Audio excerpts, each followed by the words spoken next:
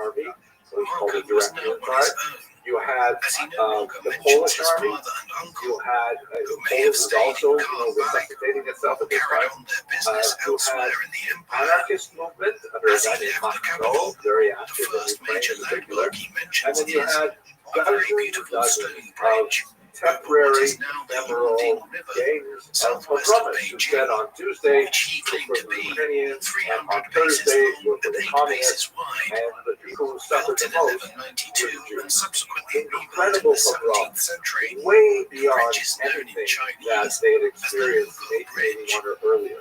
But you'll recall we discussed last week that there's this remarkable acceleration of violence that occurs in Eastern Europe after 1881. The scale is phenomenal. In the 3 years of pogroms in 81 and 84, you have maybe 50 people killed, a really small number compared to later violence. In the great pogroms of Kishinev and Odessa, 1903, 1905, and so on, you'll have maybe 200, 300 Jews killed. It's still pretty awful in one single pogrom. But by the time you get to the post-World War I era, and especially the bloody year of 1919, conservative estimates put it about 60,000. Wildly liberal estimates go up to 250,000, which is probably way too big. But 100,000 is certainly within the realm of possibilities. Talking about a really, really violent period where places can be attacked over and over again. Huge international outcries doing nothing. By the end of it, in 1920, the communists finally control the territory. And here's the point that I want to mention here, and I'll get to in a second. Why Jews suddenly become so communist at this time is because of all of those multiple forces that are struggling for territory in Ukraine. The Red Army has by far the least incidents of violence against Jews.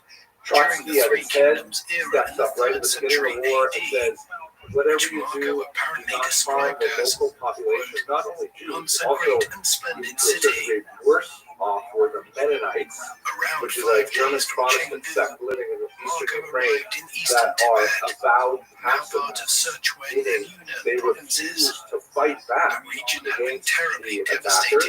And so you had, people like led by Madame Krigodi, who literally the destruction of the region, raping their wives, having them cook breakfast the next morning, and the men simply doing nothing because it would be a betrayal of their religious principles to fight back.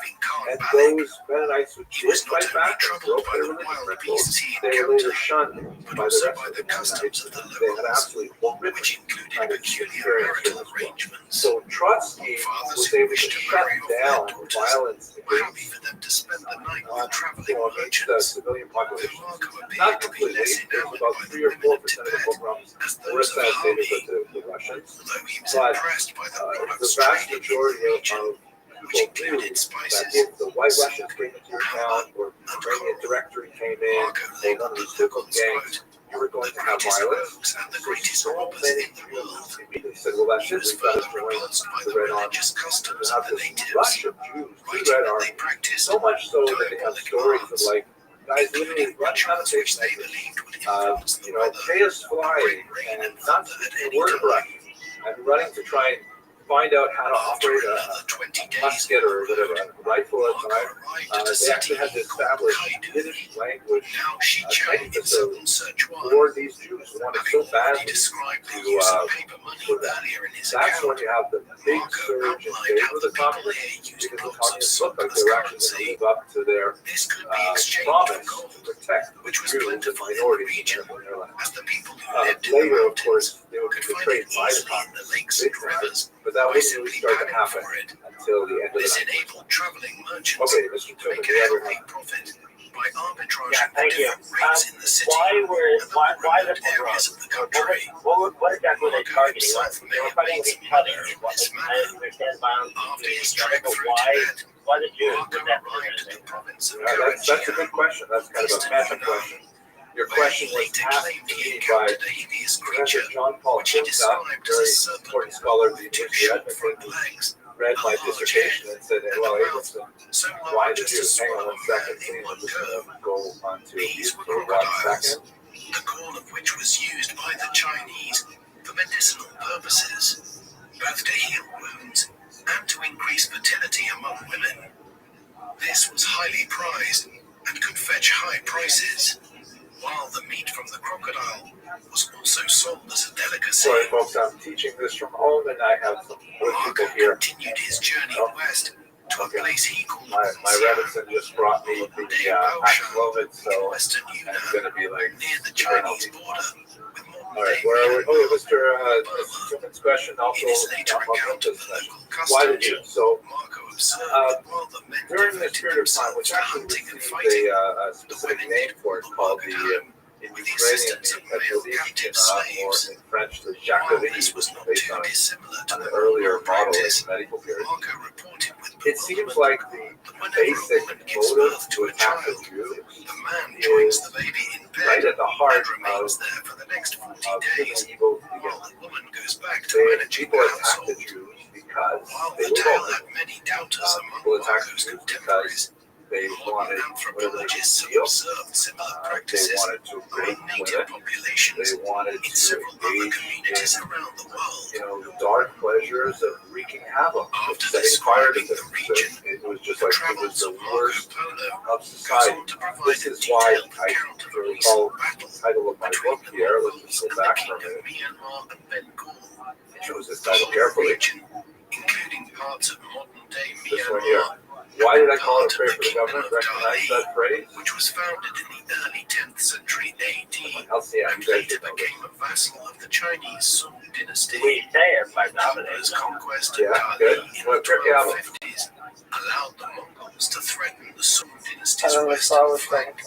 But the region Thank you, Mr. Loiki. Very well done. Why do we have to pray for the government? The Burmese attacked the Mongols in 1272. Yeah, and in a very common phrase, Shilmale Mora, that if it weren't for the fear of the government, we would swallow each other alive. So my book was really focused on this period of people swallowing each other alive because there's no government whatsoever. Right? The government falls in February 1917. It's not restored. It's 3 years. So you have no government for 3 years. That's the worst possible thing for Jews. So that's basically the occupation of the enemy elephants. Now, even though they were in invasion of Burma, even though they were in a civil war, they were busy. They were trying to establish control of the region. But still, they were more interested in looting and violence. Yeah. Well, I've discussed into more detail in fact this lecture in my book, Curious, but two things. We should note that 40% of the recorded pogroms were perpetrated by the Ukrainian government that was also at the same time having a minister of Jewish affairs and stuff like that, which is like a huge irony. So obviously that points to the fact that the Ukrainian government was not able to communicate its ideals to the population. That they might be saying one thing in their government message to the rest of the world, but they're obviously not communicating to the rank and file of the people who founded them. Also, we have to understand this is kind of like the dark, unwashed masses. These are the regular people for whom we don't know anything. They don't write anything down. They don't keep records of their opinions and why they do these things. But we do know that in January of 1919, at their height, they have about 100,000 volunteers in their army. And by the time you get to March, you're down to 16,000. In other words, they have this huge support from the peasantry. Let's fight for the Slav, we'll make it their own country, stuff like that. But as soon as they have to fight against the Red Army, hey, well, that's no good. But fighting the Jews are very nice. That's an entirely different proposition. So we're looking at this is a period that really exposed the worst dregs of the human psyche and motivation. Yeah, it's scarred in the world. We would know a lot more about it if it were not for the fact that the Holocaust so overwhelmingly overshadowed this period of history. Okay, shall we go on a little bit? Any other questions, arguments? Okay. Professor, when you had that book that you wrote, the prayer for the government, found it very interesting because every year my my mother used to sponsor like 19 euros one, and it has brachos in there that are like a prayer for the government. It's got a bracha for the czar, for like whoever the changes in any Afghan title, and it has like their name, like a kind of cool thing. That is cool. I actually have one of those myself. It is a pretty cool thing. And it's a real deal. We straight from the to the government. In America, too, we definitely have to do it. There's no sense that America is not this, that, it would be exposed in this country. Anyways, okay, so, legacy. One last detail that's really quite fascinating with regard to the we're focused, but still a fascinating story. This is a picture of Simon Penziora, an individual who was, like many of these figures, before the war, he was not a military person, he was actually a poet and a journalist and a playwright. A lot of the really significant writers of the 20th century did not come from military backgrounds, but came from the humanities groups, like Mussolini and Hitler, the artists. They were not, generals when they came to power. So Penziora came to power in late 1918 in Ukraine, and I mentioned it was under his watch that the worst period of pogroms occurred. And he survived the Civil War, he fled to France, where he lived in exile in Paris, kind of like the symbolic head of the Ukrainian government that never came to be because the communists took over. And one day he's walking on the Rue Ascent, and a Jewish guy named Shalom Schwarzbard walks up to him and says to him, "Who's that, Monsieur Penziora?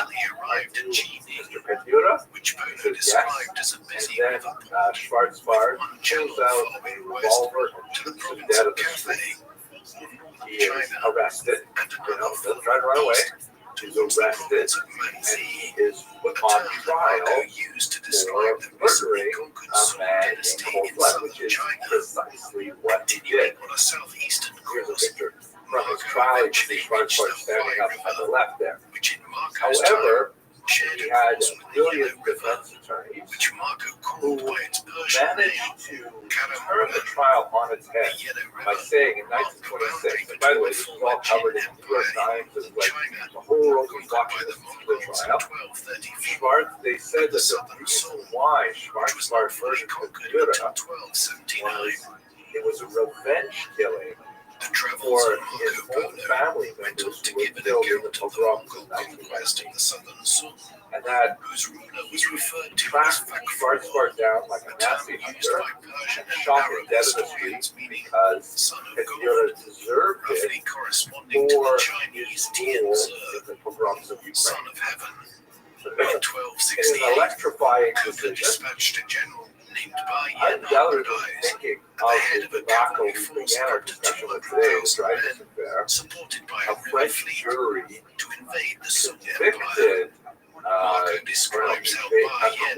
acquitted Schwarzbard from the crime of murder, even though there was no question about the facts of the case, and they required him to pay an insulting £1 in damages to Penziora's widow.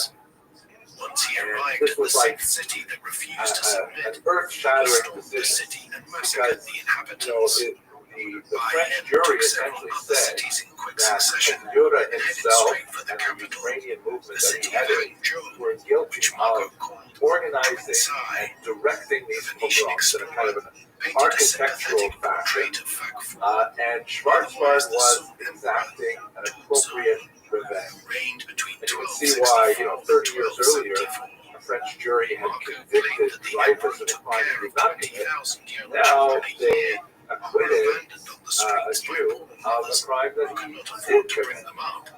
And of course, it was like a huge mess for Ukrainians and a huge victory for Jews. And there's a lot of scholarship that went on and on after the fact as well Many people felt, especially on the Ukrainian side, that it was actually a Soviet plant, that it was part of the Soviet desire to undermine the Ukrainian bid for statehood. I've seen the evidence on that. Personally, I think it's not the case, but nevertheless, there are some things to discuss there.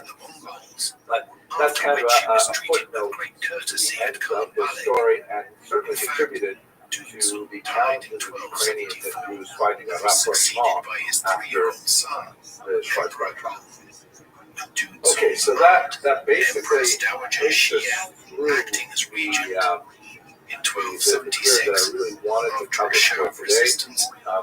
We can get the next part, which is really going to come back to what's happening in the Soviet Union. But I think what I'd rather do is just see if you have any further questions or observations or defeated in 1279 in a naval battle on the south coast of China. The Sung Prime Minister took the uncrowned 7-year-old emperor, Zhao Ping, in his arms and jumped into the sea. As can be cleared. After arriving at Xiangyang, okay, so let's wrap it up for today. Then we'll pick it up with the bizarre Soviet period on Wednesday. I'm feeling a lot better now. I'm pretty confident I'll be in tomorrow. Mass. For those of you who maybe wanted to show up to my cheer this morning at 7:29 a.m., that did not happen because I was sick. We will start tomorrow. I wear masks, so don't worry about the COVID germs. But great learning with you, gentlemen. Thanks. That was interesting. Catapult, which could throw heavy rocks against the walls of enemy fortresses and bring them down.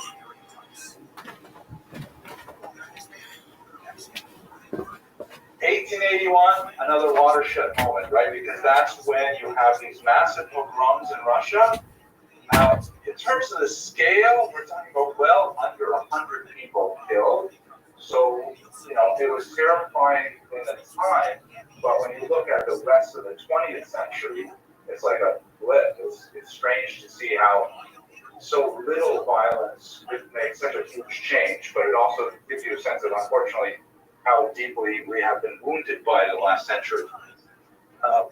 The Kristallnacht, also just before the Holocaust, about 260 people killed. So again, the numbers are still tiny compared to what we would see later on in the century and even in our own days. But it had a massive impact because over 3 years of pogroms, Jews eventually said, this is not working, we're going to give up, we got to do something different.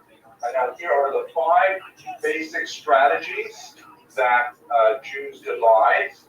The first one that we talked about last Monday was emigration, right? The most traditional of the strategies of dealing with this kind of, anarchy, where the government cannot protect its Jews. So we won't go into that more detail. The second one is socialism, which is the idea that no, we're not going to simply pick up and leave and go someplace else and start this cycle all over again.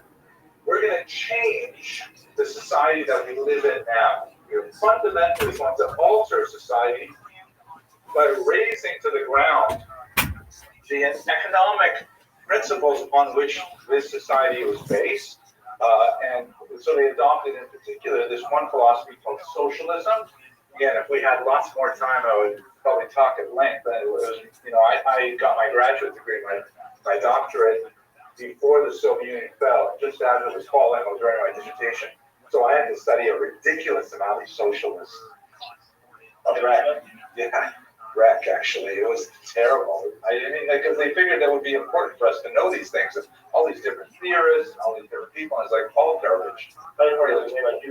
Yeah. A good chunk of it was made by Jews, as we shall see. But for our purposes, thumbnail definition of socialism is the idea that rather than the landed classes and those who control the means of production achieving the highest levels in society and then using their positions as purchase high atop the economic pile to dominate lower classes and keep them in servitude, socialism says, no, let's give it all back to society. Hence the word socialism.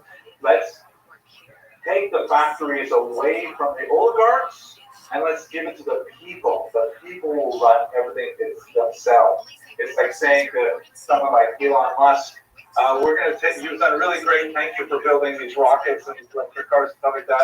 We're now going to take away all of your properties, and we are going to divide them amongst the wealth of all the people of America. That's called nationalizing a resource, an economic resource, meaning it belongs to the entire nation. And obviously Elon Musk and people in that class would not feel good about it, but it's actually very popular with the masses who say, well, yeah, I kind of bought one share of Tesla stock, and now I got a whole factory with, I have 2 Teslas in my driveway because we just took it over. Mr. Silver, you want to say something? On these times that happened to Jews after being evicted. Many times, yeah, Jews have had experienced that in different contexts. Cuba is perhaps the best example of it in most recent times. Yes, Mr. Well, if you read Marx, which I wouldn't recommend reading lots of Marx because it's like crazy, but there's a short book called The Communist Manifesto, which he wrote with Friedrich Engels, maybe 80 pages long, and he basically describes it as a historical process. And the key element of it is the rich get richer. If you have wealth, you can use wealth to make more wealth. That's the title of this book is Das Kapital, right? Capital, money. That's what it's all about. If you don't have money, it's impossible to make money. So therefore, it's like a self-perpetuating kind of social structure that inherently dispossesses lower classes. The idea of socialism is you create, quote, a dictatorship of the proletariat. The proletariat means the working classes. You have them rise up and en masse take over the entire economy, distribute it equitably, at least in theory, and this will create a workers' paradise. You'll have this phenomenon called the friendship of people, because everyone will love each other. You have the end of a class struggle between upper and lower classes, and especially because Marx himself was such an inveterate anti-Semite. It's true, he was born Jewish, he was baptized by his parents, like many Jews of the 19th century, but he had a phenomenal hatred of the Jewish people, an unusual degree of hatred. He hated religion in general, and he called it the opiate of the masses. This will be very relevant. I will get to the Soviet period a little later. What does that phrase mean? Religion is the opiate of the masses. Opiates are drugs. But what are they doing? Right. What kind of drugs are opiates? Highly addictive. Excellent. What else do they do? I know you guys are asking for a friend. Among the senses. They make you stupid, right? They make you slow. Have you ever seen like these 19th century opium dens? And by the way, well, we have a pretty sordid history with opium. I'm not Jewish, I'm talking about America and England in particular, where we were pushing this product on the societies because it was actually very good at keeping populations docile. People who take opium, they tend to like get very lethargic, and they just want to lay down, and they just want to do nothing until let the opium just work through their system. And it's like, it's a sedative. It makes you forget your problems, but it also makes you stop doing anything. So when he says religion is the opiate of the masses, what Marx is trying to say is that religion is as addictive as an opiate, and it makes you stupid. It makes you lethargic, makes you check out, and not try to change the system. And what he's saying this for, he's really pointing at Christianity or Judaism, but he says, if you're like an impoverished coal miner, you've been a poor coal miner, and let's say, Northern England, since you were 7, 8 years old, you've been going down to the mines, and you've got all this coal dust in your lungs, and you're going to die early in a painful death, and you're going to be miserable, and you feel terrible about everything, but you go to church, and the minister says, don't worry, the meek will inherit the earth. And in this world, you may be downtrodden and so on, but in the next world, it's going to be fantastic. You'll have like palm trees, it'll be like bokeh, it'll be so nice. And so that keeps you stupid. That keeps you saying, oh no, I'm gonna follow this path, and I'm gonna like understand that God has given lots of money to these people and not to me, and that's the way it's supposed to be. My goal is to accept the system so that in the next world I will receive my heavenly reward. And that's what Marx was trying to criticize, saying that religion is a tool of the upper classes to try and keep people in check, keep them addicted to the opiate of religion so they don't rebel, right? This will become very relevant when socialism actually becomes a reality as the governing principle of the Soviet Union and totally attacks any religious society, including Jews, in a very big way. Anywhere, so that's any question about socialism for our thumbnail definitions? Is there a difference between communism? Good question. So socialism was the original term that was used in the 1860s when Marx started developing this. By the time you get to the revolution in 1917, there's a whole panoply of different flavors of socialism. So in 1918, a movement called the Bolsheviks, which is really the larger portion of the Social Democratic Party, they decided to rename themselves communists from the term commune, that we're all together in that community. But communism is simply put one of the more extreme interpretations of socialism. But it's more correct to speak about socialism in general because there are many different varieties of it. Now, can you think of any? Can you think of any successful experiments in socialism? Israel. What do you mean by Israel? Is the whole state, is the whole country socialist? It's not the capitalist, requiring for industry, for economy, but a little bit. Okay, so that's very good. We should talk later in the semester maybe about Israel's political system, but I think it would be more fair to say that Israel adopted certain socialist ideas. Like almost every country adopted something, including this country. Like, for example, the concept of welfare. That if you're really poor, the government will give you money to stay alive. That's a socialist idea. If we were pure capitalists, like total monopoly man capitalists, we would say you don't work, you don't eat, die. But we don't want to say that. We don't want our society to be so rigid. So we have adopted a socialist concept of, that the society will protect its weakest members by providing food for them. Canada, our wonderful neighbors to the north, some would say, I'm not even going to utter it, but Canada went a step further, like most civilized countries, and said health should be a right and not a privilege. So in Canada, they have a single-payer health system where you will pay more taxes, but that means everybody has health insurance to start with. In this country, that's been a huge struggle, and they still have not completely solved the health care issue. But healthcare is a socialist idea, universal healthcare. And yes, there are problems with it. It needs rationing and stuff like that. But the fact is, they do have universal healthcare, and we don't. And that's the problem. Yeah. So there are great things that Israel also has universal healthcare. Dr. Rothschild would love to talk to you about this at great length. But these are socialist ideas, so we do exactly. But when you say Israel, there's one specific aspect of Israel which actually is pure socialism. But the kibbutz movement. What is the kibbutz, Mr. Blaney? They kind of take away everything from you when you're farmland. Yep. Exactly. And how long have kibbutzim been in existence? It's dying out now. Slowly. Yeah, but a century. And it actually worked. Like they have kibbutzim. I worked on a kibbutz as a volunteer. One of my sons worked volunteer kibbutz. They're actually really nice.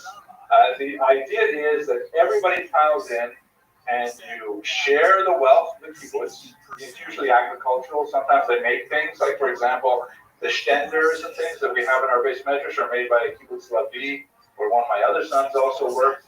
But the profits are shared equally by everybody in the kibbutz. And amazingly, the kibbutz actually is stable at work. There are questions about is it, viable over another generation. And they've been having those discussions for about 10 generations now. They got 10, probably about 5 generations. But it still works. And the reason why it's a form of socialism that works is because it's really small scale. Talking about 1,000 people, maybe 3,000 people. That group of people get together and say, we all believe in this and we cooperate. But in the Soviet Union, with billions of people, it's crazy. It does not work at all. It didn't work in Cuba, it didn't work anywhere.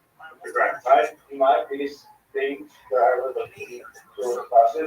in the biggest flaw with on this social policy is, okay, we take over the country. There's no like how to each communist after you take over the country. Once you take over the country, it's like, oh, okay, there's no what's going to take over. Like, there's no actual like how to fund it. That's an excellent observation.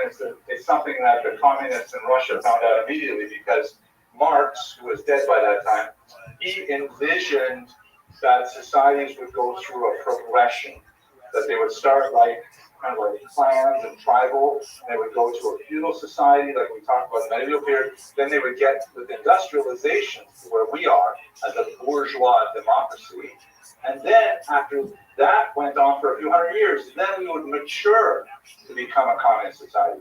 But Russia skipped a step because they were still basically feudal in 1917. They did not have a big industrial base. And so when they ended up taking over the country, they said, uh-oh, Marx didn't tell us what we're supposed to do if we leapfrog. Anyways, you're seeing how much crazy stuff I read about this in graduate school. We want to get back to our topic. So here we go. There's socialism.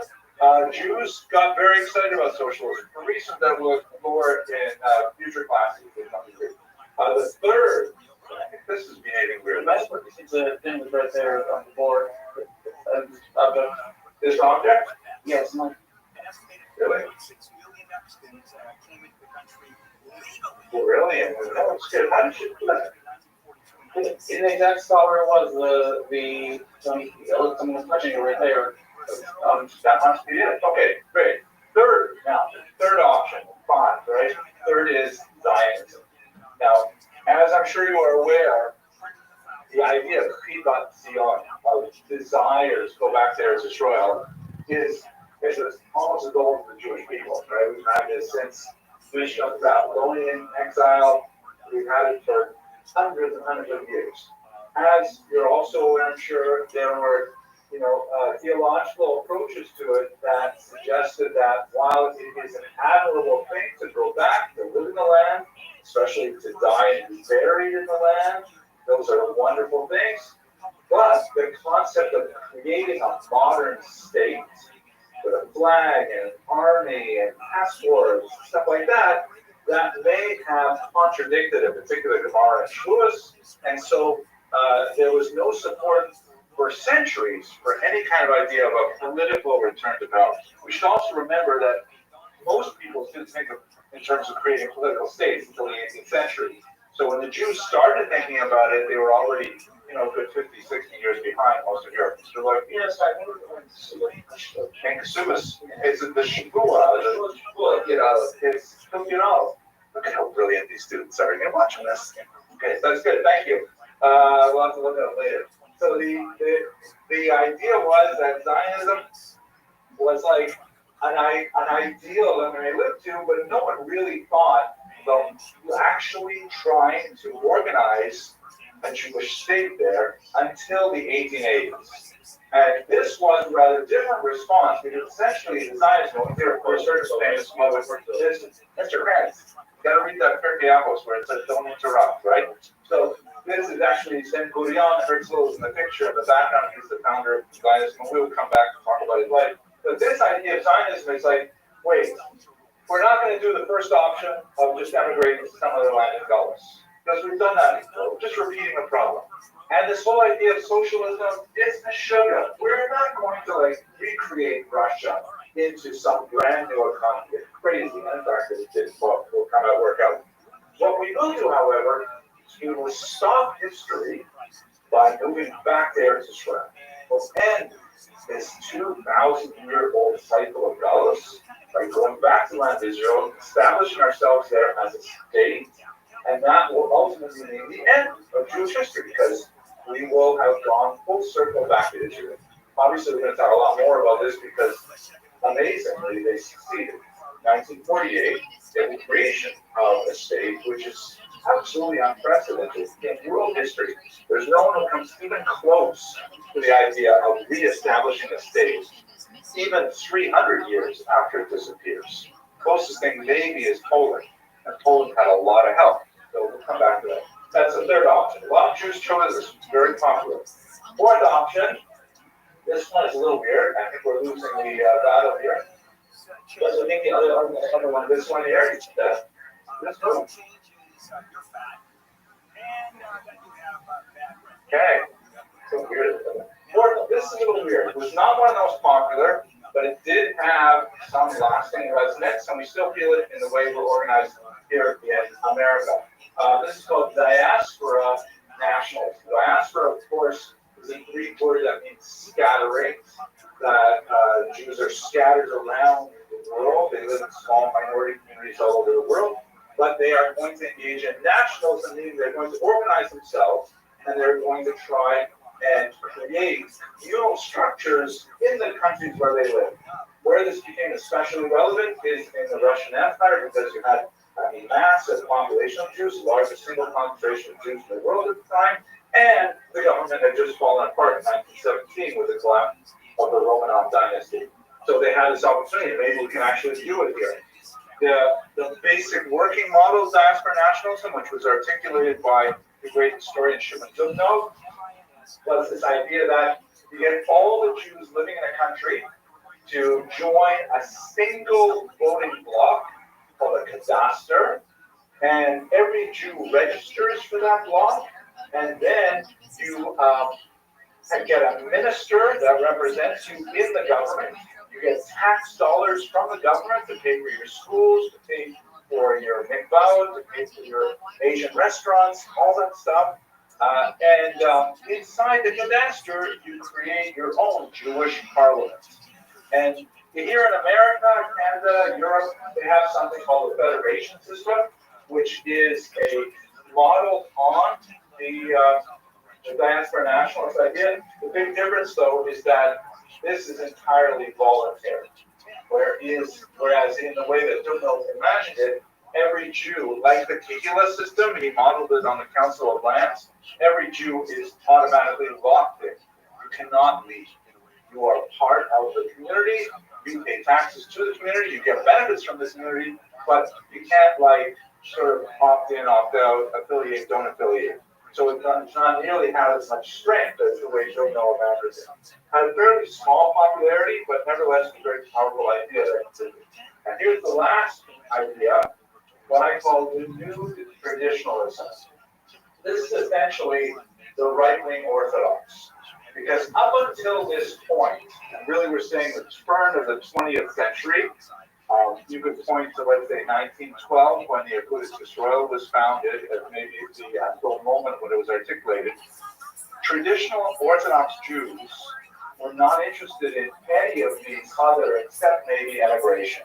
And the emigration part was definitely not to America, because America was considered, if you recall, such a trade Medina, people would throw their stone overboard when they came to Ellis Island, things like that.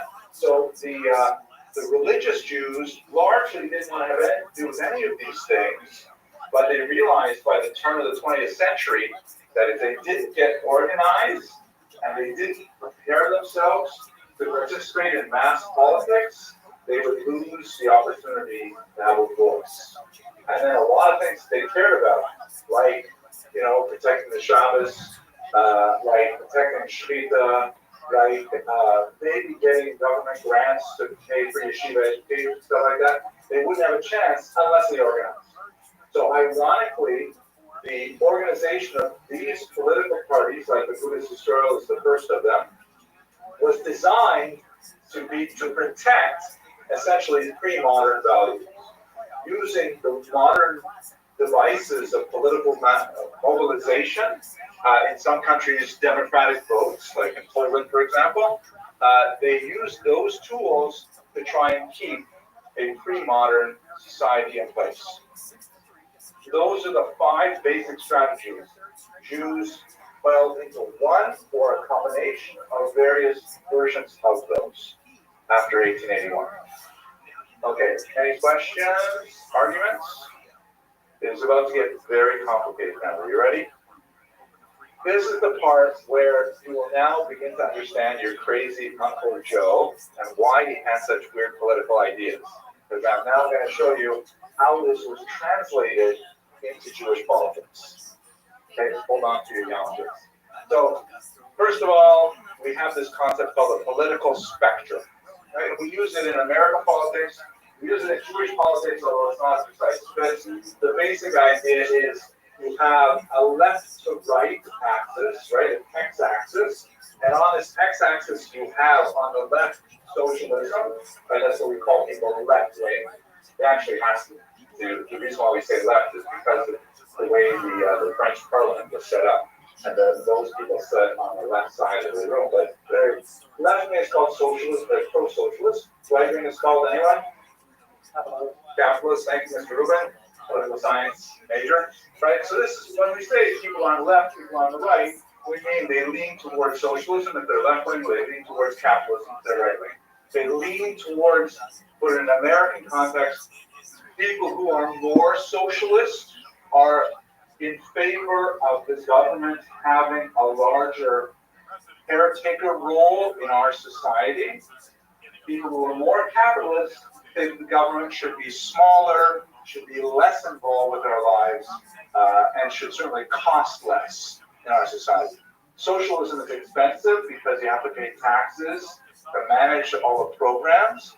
Capitalism is cheaper, but if you are on the lower end of the economy yourself, you will get far less services, and you might be better off support. That's why the poorer people tend to go more towards socialism, because they can see that they'll actually benefit from having those policies in place, where the rich people will have to pay for them, so they tend to go capitalist. There's a long-standing quip about Jews. I'm not sure it's entirely true right now, but they used to say, what was his name? He wrote for commentary. Think of his name later. But he said that Jews earn like Presbyterians, Jews in America. Jews earn like Presbyterians. That's like white Anglo-Saxon Protestants, like wealthy Republican types. They earn like Presbyterians, but they vote like Puerto Ricans.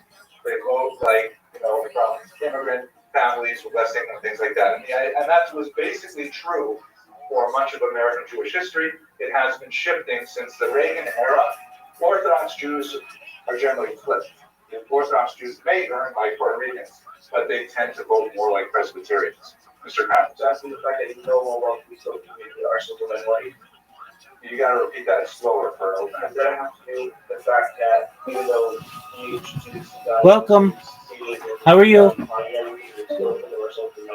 Well, so first of all, we are still a minority. We should think of ourselves a minority because we are. But the reasons for it are complex. The reasons probably have a lot to do with the social values that are, really deeply embedded in Judaism. For example, the idea of caring for the poor is like we. I just went in the door, quick hello, and by the way, nice shape this morning, Will. Really impressive. Well, you're gonna look like Ernest Hemingway. Quickly get in there, you know that? Yeah, you're welcome. Yeah, it's Monday. I ran out of time. Yeah. We just rolled out of beer. Love Ernest Hemingway. Always shooting his mouth off. Anyway. Thank you. Thank you so much.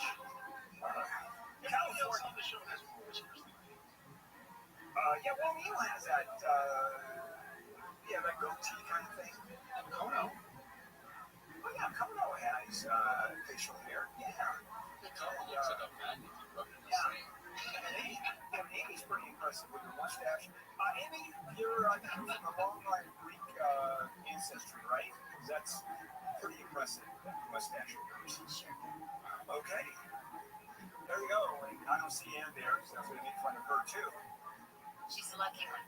No, Ann, don't come running back. She comes. No, She don't. comes. Stay away. You ever notice that Ann always has long sleeves because of the forearms? That's your hair. It's your hairy forearms. Okay, how about your hairy? Okay, fine. Okay, I just like this. All right, that's enough. Thank you for pointing that out. That wasn't funny. There are plenty of people that think that's hilarious, all right? Now, there is something that I guess could be hilarious that actually makes sense, though. California, we're at the epicenter of the housing crisis across the country. You know what we don't have in California, which other states actually do? A statewide housing agency. We just don't have one. Well, we have one now. Why did it take so long? Earlier this year, Gavin Newsom introduced a proposal to split up Business Consumer Services and the Housing Agency into two fresh agencies, one just for housing and the homelessness-related projects, and one for everything else. And the legislature had until July 4th to veto it, and which means it went into law. The supporters, and this is a new bureaucracy. And people go, oh my God, we don't need a new bureaucracy. Well, maybe we do on this one. First of all, the number one issue that we have here in California that people are concerned with, housing costs, homelessness. And so the governor said a cabinet level secretary will sit with other cabinet secretary, and the purview of the secretary is housing, elevating the agenda to the highest level. He virtually invented that. That's like hugely in our tradition. We have Peah, Orla, we have Peah, we have Shikha, we have Lekes. It's like deep in our tradition that we should share our wealth and give tzedakah. That's really central to Judaism. Why it changed since Reagan is, in my humble opinion, has a lot to do with some of the other aspects of the progressive movement that are antithetical to Jewish values. LGBTQ isn't one issue, abortion issues. There are a lot of areas where traditional Jews don't feel comfortable, and so they should have that way. You add to that the fact that in the last 40, 50 years, Jews have really succeeded financially at making them emulate their Presbyterian neighbors. That's always this is our American political structure, right? It's pretty simple, easy. Judaism, Jewish population politics is not going to be that simple. We have another axis. We have a y-axis. What's on the y-axis? You have on the bottom, you have something called pyramids, known in Yiddish as Dorikites. I mean, do we believe that our political lives should be exercised here in the Gullus, in the exile, the diaspora, or should it be there in Eretz Yisrael? Zionism. Oops. That's not the wrong way. I gotta be careful though. This is like so sensitive, right? Especially with this particular lecture, it's gonna be really hard. Keep your hands off the border. There we go. So we have Israel politics, a separate axis altogether. And in these four quadrants, you can place virtually all Jewish political opinion. Okay, let's go and let's see who this where. Over here, in the quadrant that is bounded by socialism and diaspora nationalism, the diaspora meaning we want to do something here and we want it to be socialist. You have this group called the Bund. This is the short form for the General Jewish Workers' Party. Bund means essentially group in German. And this was a Jewish, essentially, the short form for the General Jewish Workers' Party. Bund means essentially group in German. And this was a Jewish offshoot of what would later become the Communist Party. Extremely popular. They were formed in 1897. By the time the Russian Empire fell, there were 30,000 card-carrying members in Eastern Europe. Very, very large party. Concentrated in Lithuania, where you had a lot of Jewish proletariat working in the industries there. There's, actual factory work. And they emphasized all the kind of things we talked about with socialism. What made them Jewish was that they recognized that Jews constituted a distinct part of the proletariat, and they should use Jewish messaging to get to them, using the Yiddish language, using Jewish culture whenever possible. This is the way they would convince Jews to become socialists. Here in America, there was a version of this that was kind of toned down called the Arbeiter Ring, the workman's circle, or worker circle. That's essentially the Bund in America. It's still in the news, but a few years ago they made news because it still exists, and they left the conference president. So because the protesters compliance for petrol, so they say. Interesting. So this is the party that lives in the quadrant that is both socialist and diaspora, right? They want to do this in Russia. They do not want to go to Israel to do this. Then you have over in this quadrant that we want to do what we want to do here, not in Israel, but we want to be capitalists. We don't want to get into all this crazy socialist stuff. This is Shimon Dubno, the historian who developed that idea of diaspora nationalism as essentially what became the federation movement, right? That we will organize ourselves in the diaspora and we will collect donations among ourselves and we will support ourselves, things like that. That's that politics. Now, when you go to the top of the line, then you have Zionism. All the times that we can measure what Jews actually believe in Eastern Europe, Zionism comes out as the largest single movement. Rarely the outright majority, but if there are 100 Jews, you might have 40 of them saying they want to be Zionists, and then you have 20 or 30 who want to be Bundists, and the remainder will be scattered across the other parties. Zionism was consistently the strongest single party, even if it didn't constitute 50% of Jewish political opinion. We only have a few examples of elections where we can actually look at results and see what Jews said, and they're scattered in different places at different times, but we know that the idea of Zionism was hugely popular among Jews. Then over here, our last quarter, so they believe in the traditional Zionists, and the major party was Theodor Herzl, who essentially said he wanted to create Europe in Israel. If you've been to Haifa, that's kind of the perfect place for Herzl. It's sedate, it's calm, it's relatively, Polish distance oriented. They have a large Arab population. Incidentally, one of my sons is planning to go there for graduate school next year. He wants to study marine science at a master's level. We don't have very good marine science major here at Turo, so he's going to go to Haifa and study Toro and they rush. But anyway, that's kind of his model.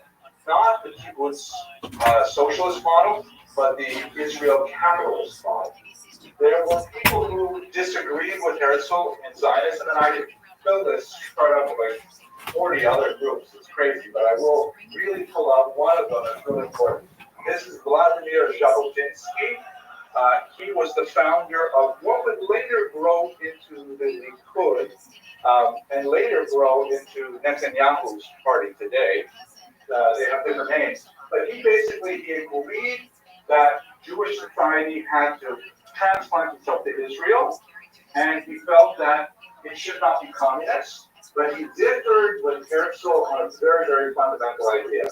Herzl thought the best way to get a Jewish state is let's go talk to the leaders of all the countries in the region, the great powers in Europe. Let's schmooze them. Let's use our medieval skills as shadlanim, as intercessors, and we'll negotiate our way to creating the state of Israel.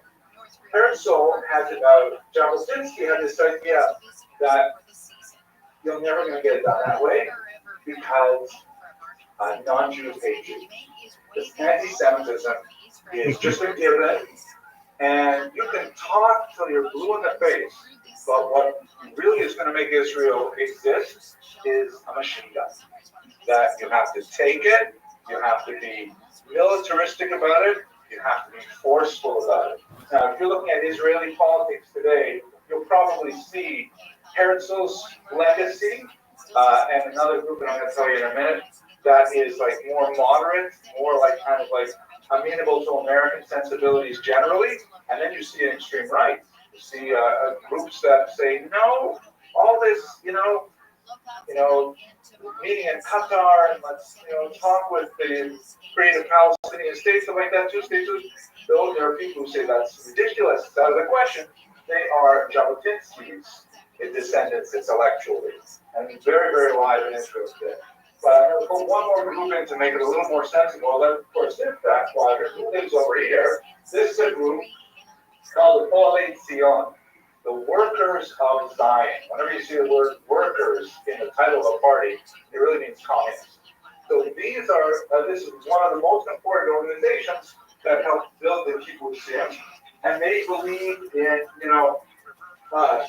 coexistence with neighbors. They believe in communal share of wealth in the state, things like that.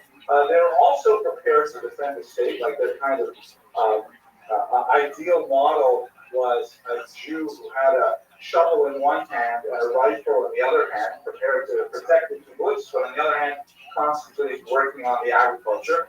And they disagreed bitterly with people like Jabotinsky. They said to Jabotinsky, you're gonna fight with all of our friends. You're gonna make the British hate us. You're gonna make the Arabs hate us. It's gonna be terrible. We have to work on building bridges. We have to work on peace and stuff like that. And they were at each other's throats all the time. So this is the basic picture, almost, of what it looked like politically for Jews around the year 1910. Mr. Brandon. Does the religious perspective Mr. Parenti, you have adequately anticipated the next part of this lecture, right? Because this is, you can manage this, right? It is more complicated than the American political system. We only have one spectrum. Jews have two, the left and the up and down. But of course, as Mr. Parenti correctly anticipated, we also have a religious spectrum. Almost everybody in this map is either non or anti-religious. Right? This side of the spectrum, afterwards, they tend to be neutral on religion. Like, there's no reason to stop it. I may not be really interested. I'll put on a kippah to go visit Yad Vashem or something, but I'm not really gonna I'm not gonna keep Shabbos, the Tefillah, hit Hakassah. I'm not gonna do that. But I'll be okay with it. There are definitely some religious figures here, like Menachem Begin, who is an inheritor of Jabotinsky as well, and definitely very religious.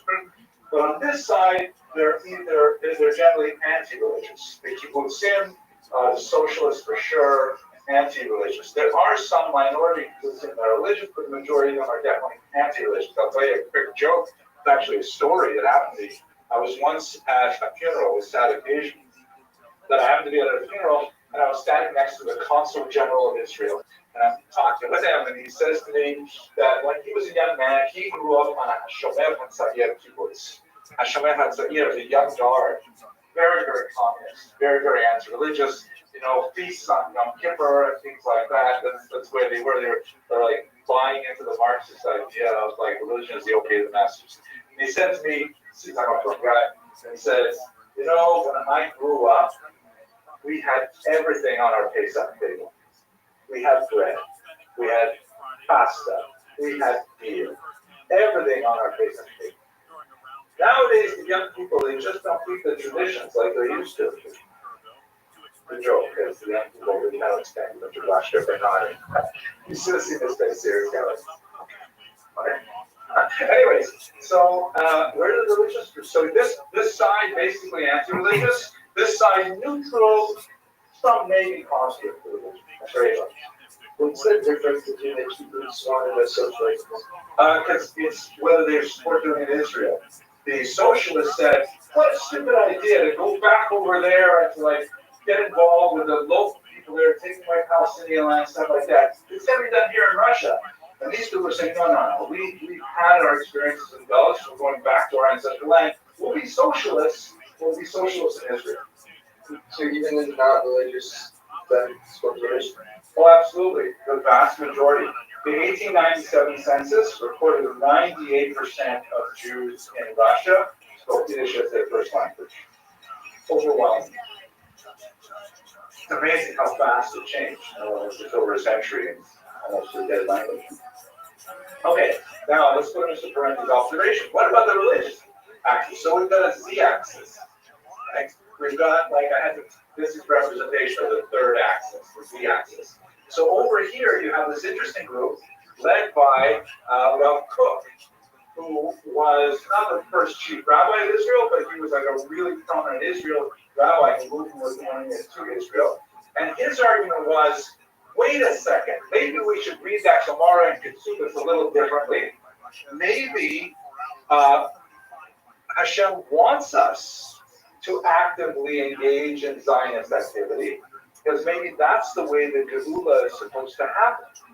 Maybe we should start the process, right? Like we say in the Birkat HaMedinah, we say it in Yeshua, I don't know if they say it on Shabbos here, Reish Tzmichat Gehulatenu.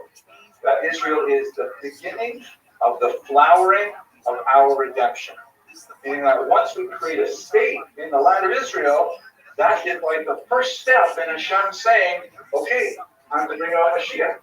So, Adarabah, even in the face of dominant rabbinic opinion of the 20th century, saying we should be moving towards creating a state in Israel. This is essentially where in Israel the Kippah Surugan essentially derives from.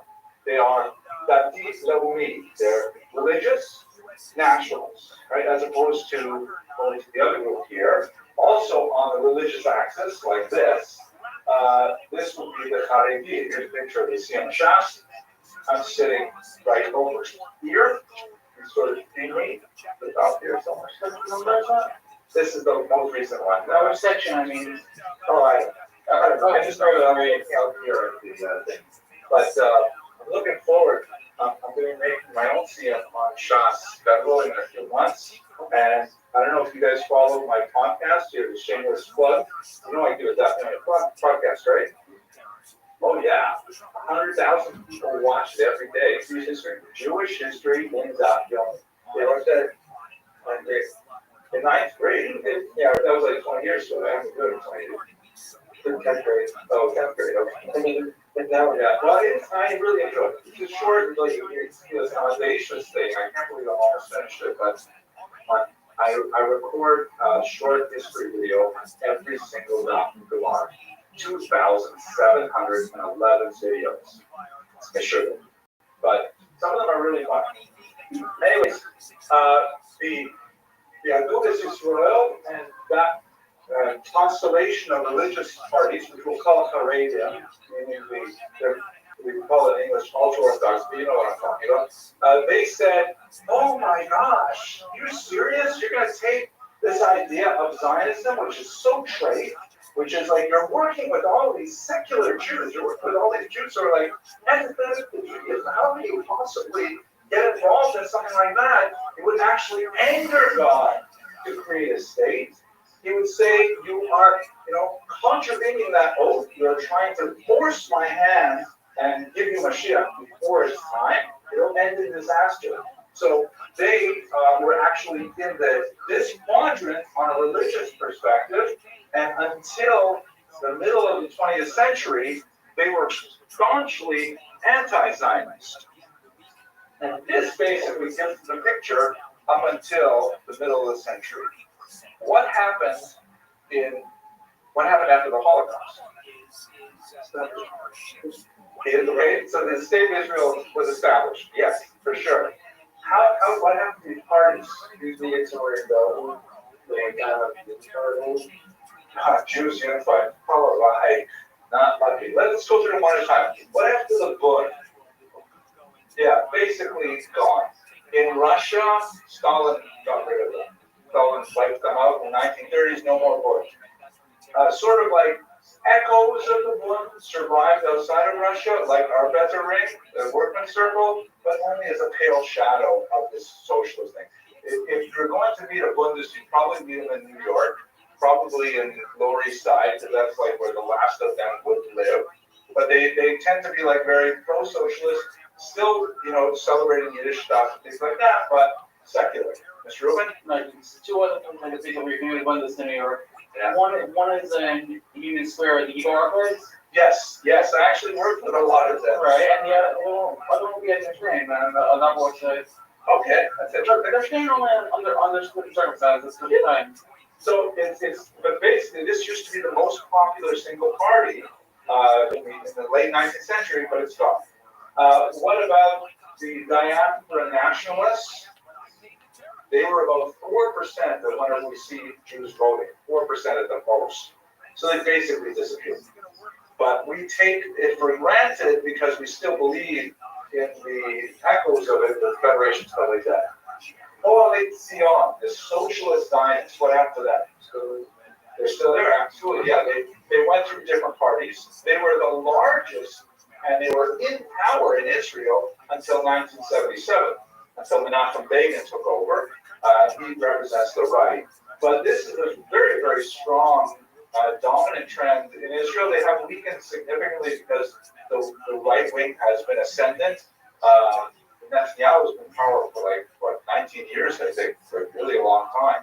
But before him, this was all the founders of Israel were in here. Ben-Gurion, Weizmann, all these kinds of people were close to this. Herzl and his moderate Zionism, the middle has basically dropped out of Israeli politics. Very little, kind of like moderate Zionists were there anymore. I think if they're moderate, they're probably moved to Miami or something. The Jabotinsky's party, so we saw Likud, but we also see a few other parties. One very important one was organized by Meir Kahane, called PAH, which was a very, very extreme party in the 1980s. And, actually, it is ironic you looking at today's politics, because a lot of the policies that he argued for are now kind of like being gradually accepted in Israeli policies. Like, for example, the idea of quote-unquote population transfer. Like, the way to solve the Palestinian problem in Israel is to move them someplace else. And this, after the assassination of Yitzhak Rabin in 1995, his party, PAH was the name of it, he was actually assassinated. His party was made illegal, like the Nazi party. And his inheritors intellectually are people like Ben-Gurion, Smotrich, who are arguing very, very right-wing ideas that borrow from Kahane's playbook, but they're still not operating as Kahanists. But one of the debates that's even going on right now in Israel is suggesting that their activity is illegal because they're borrowing intellectually from Kahane. It's a strange thing, but there it is. We talked about the Cook's influence has created the Dati Leoni group, which is actually more closely related, I think, to a lot of you and a lot of Hashkafa in our college, at least in terms of the student body. There are a lot of Jews who fall into that way of thinking about politics. And what about this Israel down here, though? The black leader, you're nodding. What do you think that means? So there's a lot of them, but what happened to it? The party still exists, yeah. But what about it? Is it different in character at all? There's a lot of stuff. Yes. So we take it as a general idea of how maybe what happened to them after the Holocaust. Exactly. So Israel in particular, because their population base was overwhelmingly in Poland, and when 3 million Jews were killed in Poland, no more good as Israel there. So, ironically, a lot of them moved to Israel, where they turned out to be extremely powerful. This organization, which was anti-Zionist, ironically found itself in a position where it was actually living in Israel.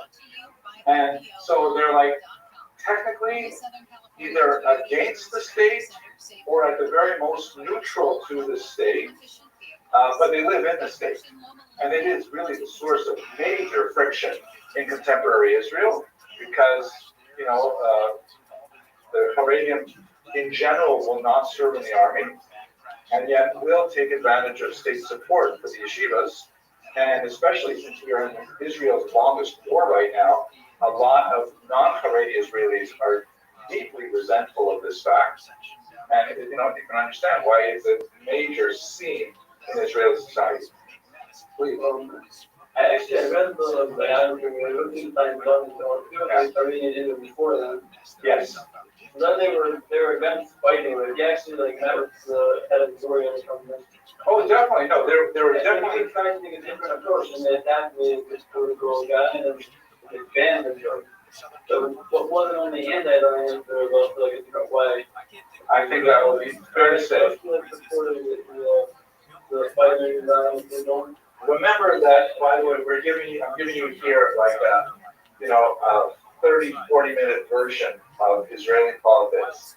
And in reality, we could easily take the entire semester and talk about the tiny little fractions that Jews have separated into. So you're right, there are Canadians who, of course, do serve in the army. They have a new battalion, which is apparently very successful, named Tashmanayim. And there was a study that came out just today in the Times of Israel about how Haredim feel, and there is an increasing amount of enthusiasm and support for serving the army, but it's still in the 20s. I mean, the percentages are small. Most Haredim are against participating in the army. So actually, I'm not asking about the American version of the same thing. I'm asking about the Israeli version, and not its leaders, just the average guy in Yashar, who identifies with the idea of Jerry Carter, but isn't necessarily running over to against Arab leaders. Yeah. So how far past the Israel they fall on the list? Well, the Jerry Carter, I think, is for those who maybe aren't familiar. Jerry Carter, the guardians of the city. They are an extreme offshoot of Satmar that are the picture of the anti-Zionist Haredi. Here in America, as Mr. Rubin correctly points out, and actually they have some in Israel too, but they are, usually they go to the pro-Palestinian protests. If you ever see pictures of guys with face and stuff, they're moving their signs right out front. This is a terrible thing, I think. It's like the ultimate tokenism. Like, oh, look, there are religious Jews who support this, and it's like, they're the most extreme bizarre. But they are definitely solidly in this camp. Right. I'm just differentiating the American leaders from the sympathizers in the HR who aren't necessarily leaders, but it's just they think Zionists are heretics, but they won't necessarily say they are doing better. Yeah, I think that's fair. And I think we also have to understand that the Agudas Yisrael in America has a whole different spectrum of policies because America is different from Israel. So I'm speaking primarily about the Haredi politics, like Dego Torah, and I haven't even gotten into the ethnic, the Z-axis, or I guess it will be the Z-prime axis. The Sephardims come into their own in the 1970s, and they have a whole different, series of concerns. This is all basically Ashkenazi, but when the Sephardims get involved in Mizrahi, then it changes everything as well. Oh man, it's complicated. Let's hope Hashem Yazor.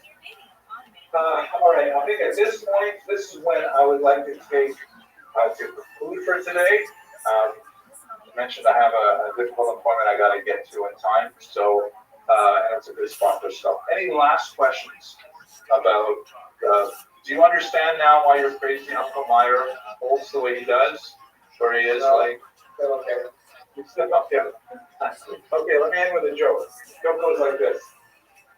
1930s, father in Detroit wants to send his son back to the Heim so that he can get a little bit of a taste of what it's like to learn in yeshiva in Europe. So he sends him back to Poland, and spends with his mom there, and he comes back to Detroit, and they're sitting down at the base of the table, and the father says, "So, son, what was it like?" He says, "Oh, Dad, you wouldn't believe it. While I was there, I met this Jew who was a socialist. I met this Jew who was a Zionist. I met this Jew who was a socialist Zionist. I met this Jew who was a Haredi. I met this Jew who was a Buddhist."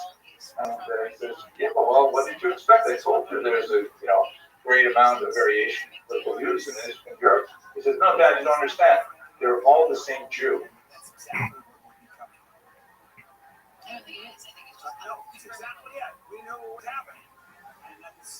Today's class, and we'll probably lead into Wednesday, is hugely important because we're going to be talking about the birth of modern Jewish national movements. One of the things we really got to understand is that Jews went through such a huge change with the watershed of the French Revolution, 1789. We talked about what a watershed is a while ago, right? The thing is that before 1789, we largely existed in a pre-modern environment. I'm going to summarize some of the things that are associated with pre-modernism for our purposes. And then we went boldly into this new world, and we still have not totally figured out what it means for Jewish identity. We're still struggling with a lot of the basic concepts that we first encountered over 200 years ago. These are really deep-seated issues. And then, probably not today, but probably get to it on Wednesday, there's a major change in 1881 when a wave of pogroms in Eastern Europe, specifically the Russian Empire, forces Jews to rethink the way that we have been relating to the outside world in a very basic way. We come up with 5 basic strategies for how to deal with the world. We are still essentially living those 5 strategies today. So what I hope to do probably on Wednesday, I don't know if we'll get to it today, is I'll walk you through how the major Jewish political orientations were formed and how they were somewhat transformed after the Holocaust with the state of Israel. These are the 2 classes where you're really going to, I hope, understand why Jews argue today. What is they argue about today? Because fundamentally, the arguments we have today are the arguments that were born in the Napoleonic period and refined in the post-pogrom period of Russia. Really crucial classes. Glad you're all here.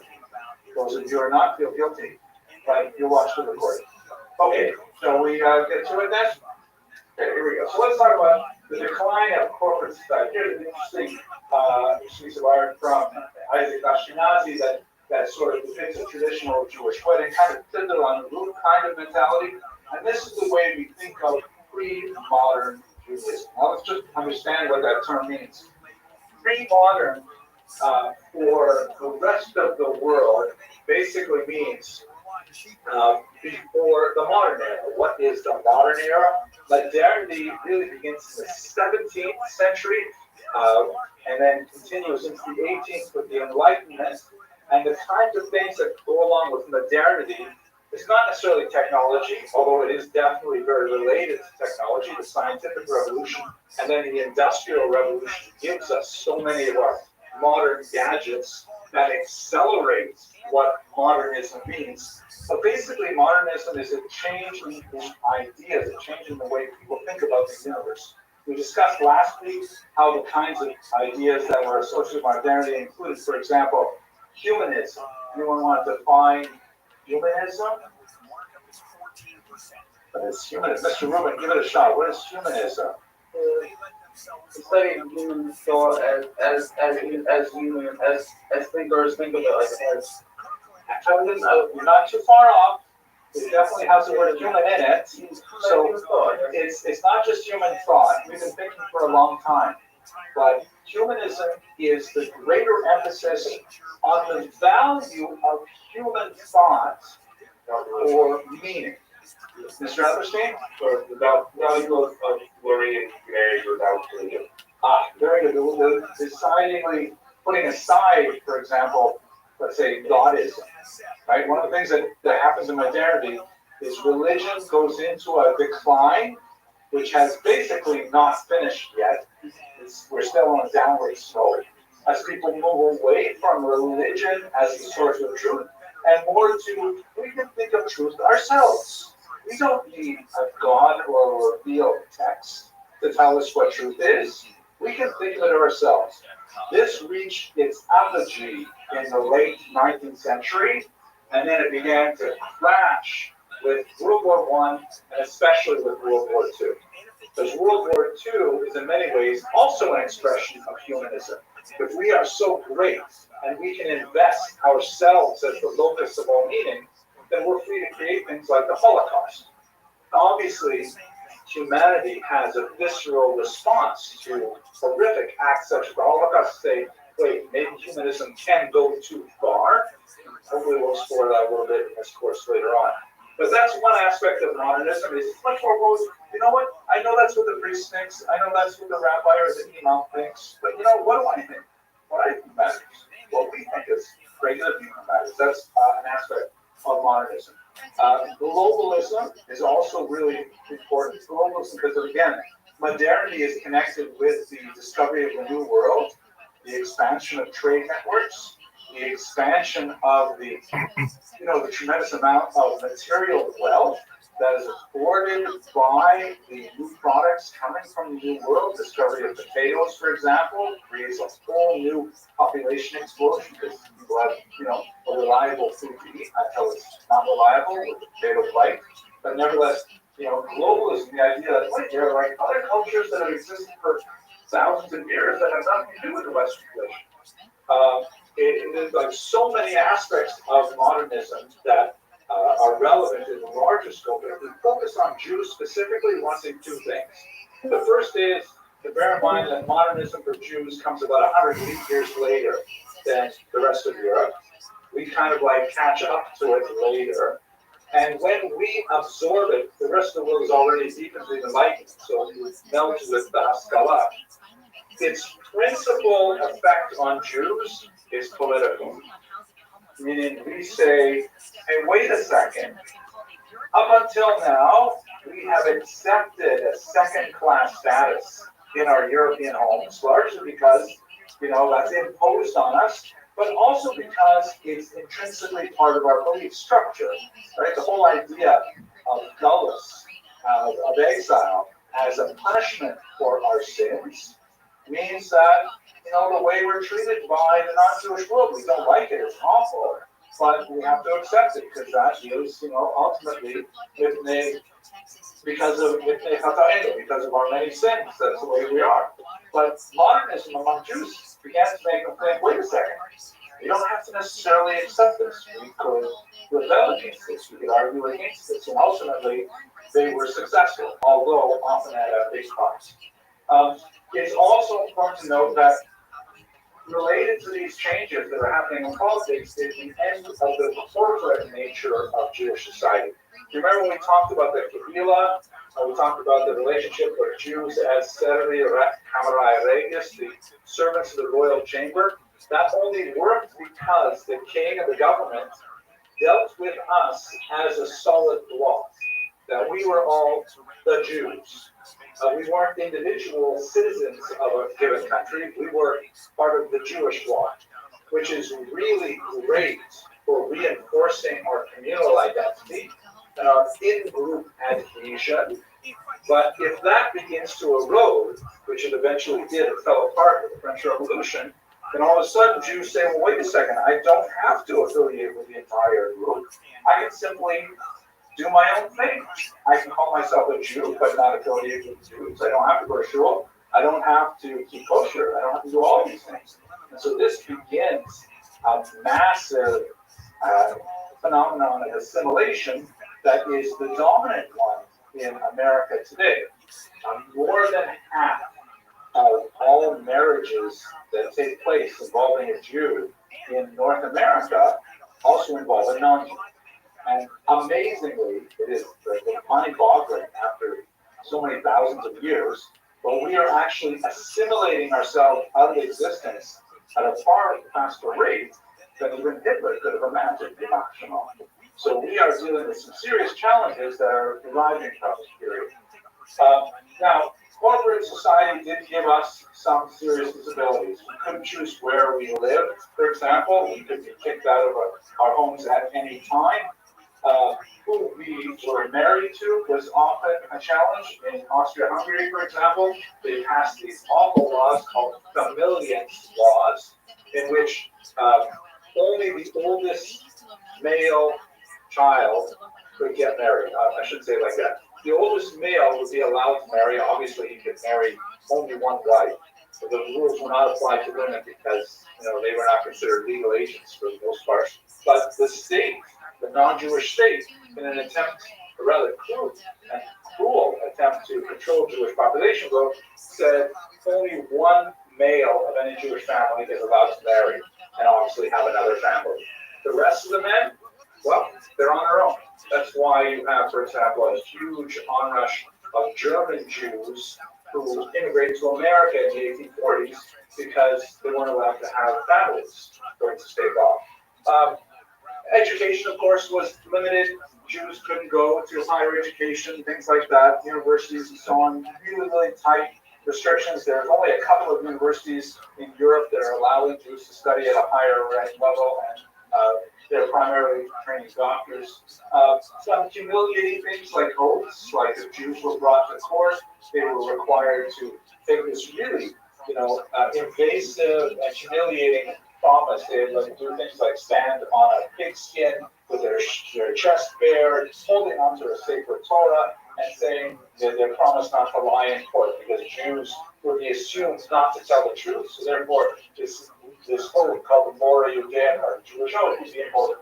These are the kinds of things that would go with pre-modern society because, again, the state dealt with as a group and will make laws for the entire group.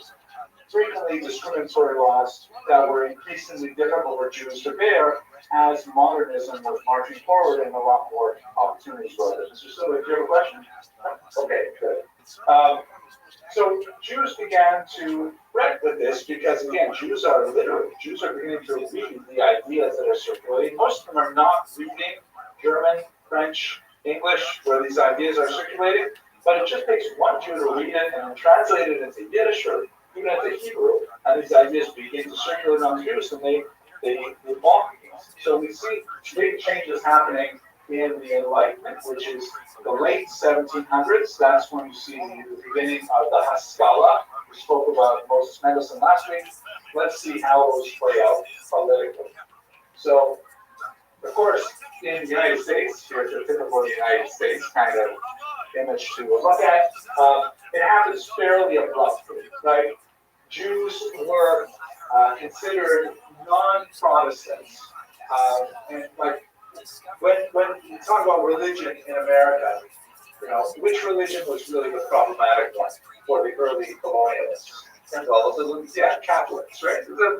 We're running away from the papists, right? The papists were considered like the opposites. The Puritans tend to be really intense Protestants. And let's just recall, for those of you who may not be that familiar with Christian history, the church has a major split in the 1400s under Martin Luther, where in Western Europe it was all basically one church, Catholic Church, ruled by the Pope in Rome.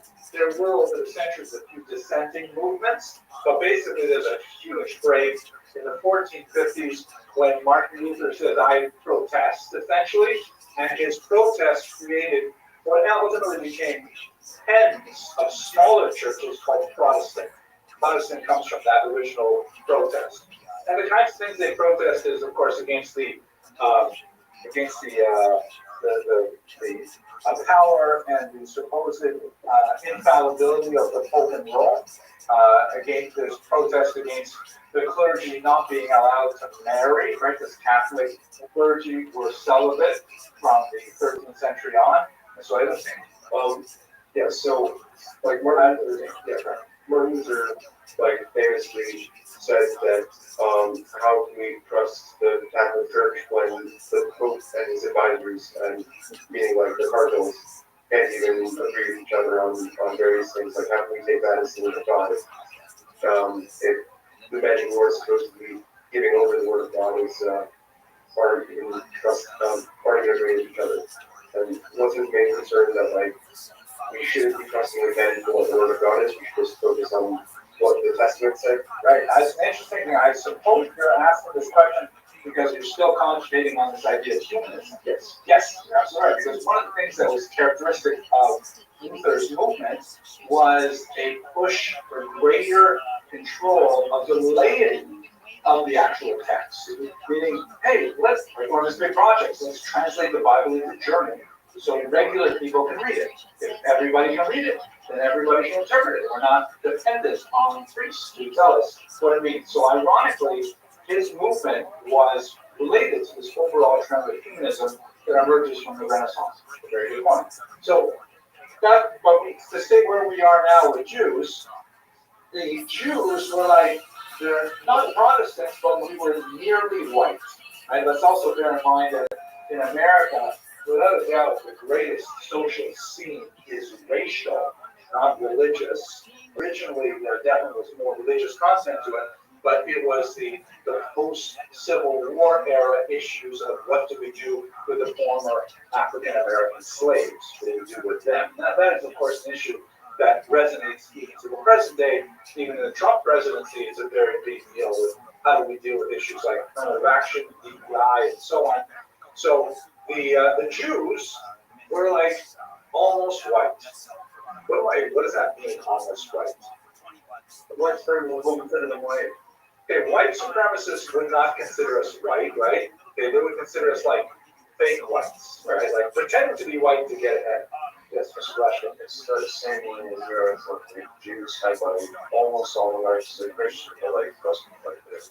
Very good. So there's still kind of like a social degradation associated with Jews, and it's like quasi-racial in nature. But it's hard to deny the fact that most Ashkenazi Jews have the same external appearance, especially if they're not visibly Jewish in their dress. They look like white people. So therefore, we would like sort of like grandfather men. If our main problem is with black people, then the Jews are kind of like just a minor feature.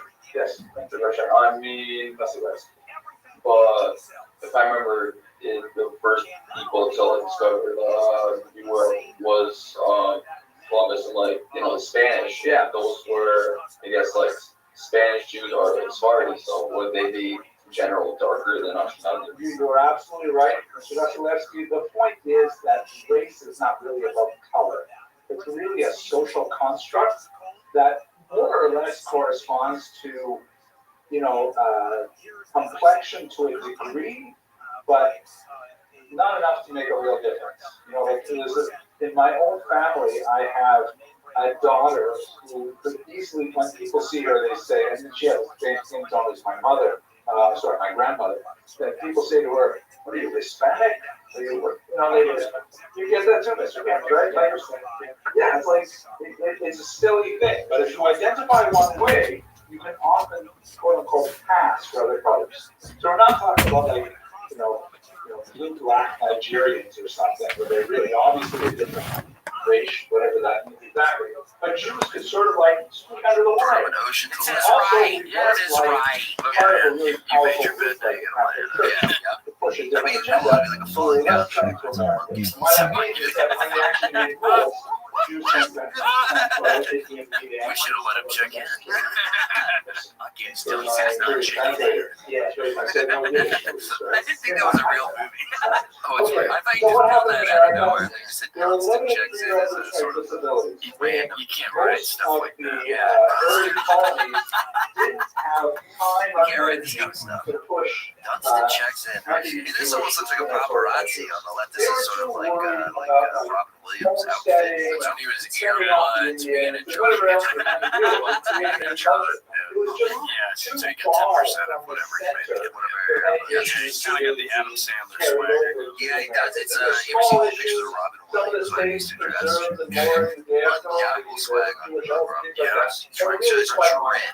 In the Constitution of 1787, and clearly in the Bill of Rights of 1791, Jews got a full pass, right? So it says, this is Dunstan. This was Dunstan, I think.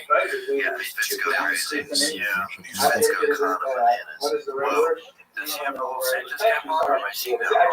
I think it's a little redhead or something. I forgot, right? That's the character she is dressed as. Yeah, that flight jacket or whatever, really. Yeah, look at that. I mean, some guy from Proto Guy Fieri, they call him. I should rewind First, I think Guy Fieri got that from him.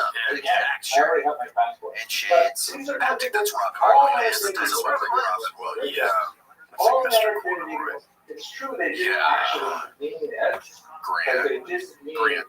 How are you doing? I'm sorry, that's Mr. Corduroy. I thought you misspoke. Thank you. We didn't have that. So we didn't have such a Should we thing just for have drag down America. a rabbit So hole? it's not like we were formally That was funny. He's in vaccinated. like a We big just never got tracksuit around to that discriminating against us. And by the time they picked up into law, yeah, with some kind of pinstripe thing going on. in some I ways, liked him in we still have toys. issues like in New Was he in Hampshire Toy in Factory? 1877.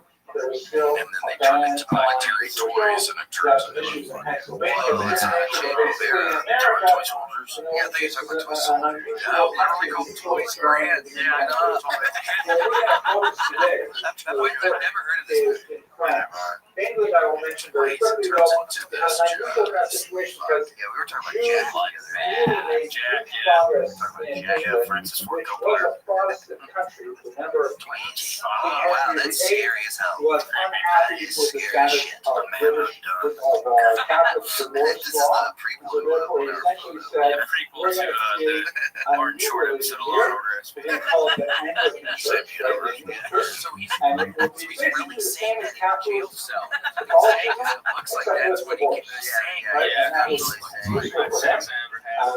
Catholics do not recognize divorce. They do recognize something called annulment. He's talking about. So what's the premise of toys?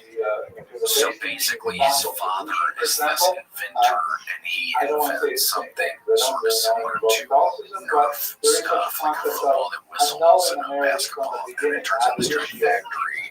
And the father gets edgewise with some sort of political group or something in the town, and then they end up taking the father out, and then Robin Williams has to keep the factory going, and people's starting to try to take over the factory, and he has to turn one of the teddy bears into soldiers, turns into, I mean, it could be this is sort of like a sum of things to come.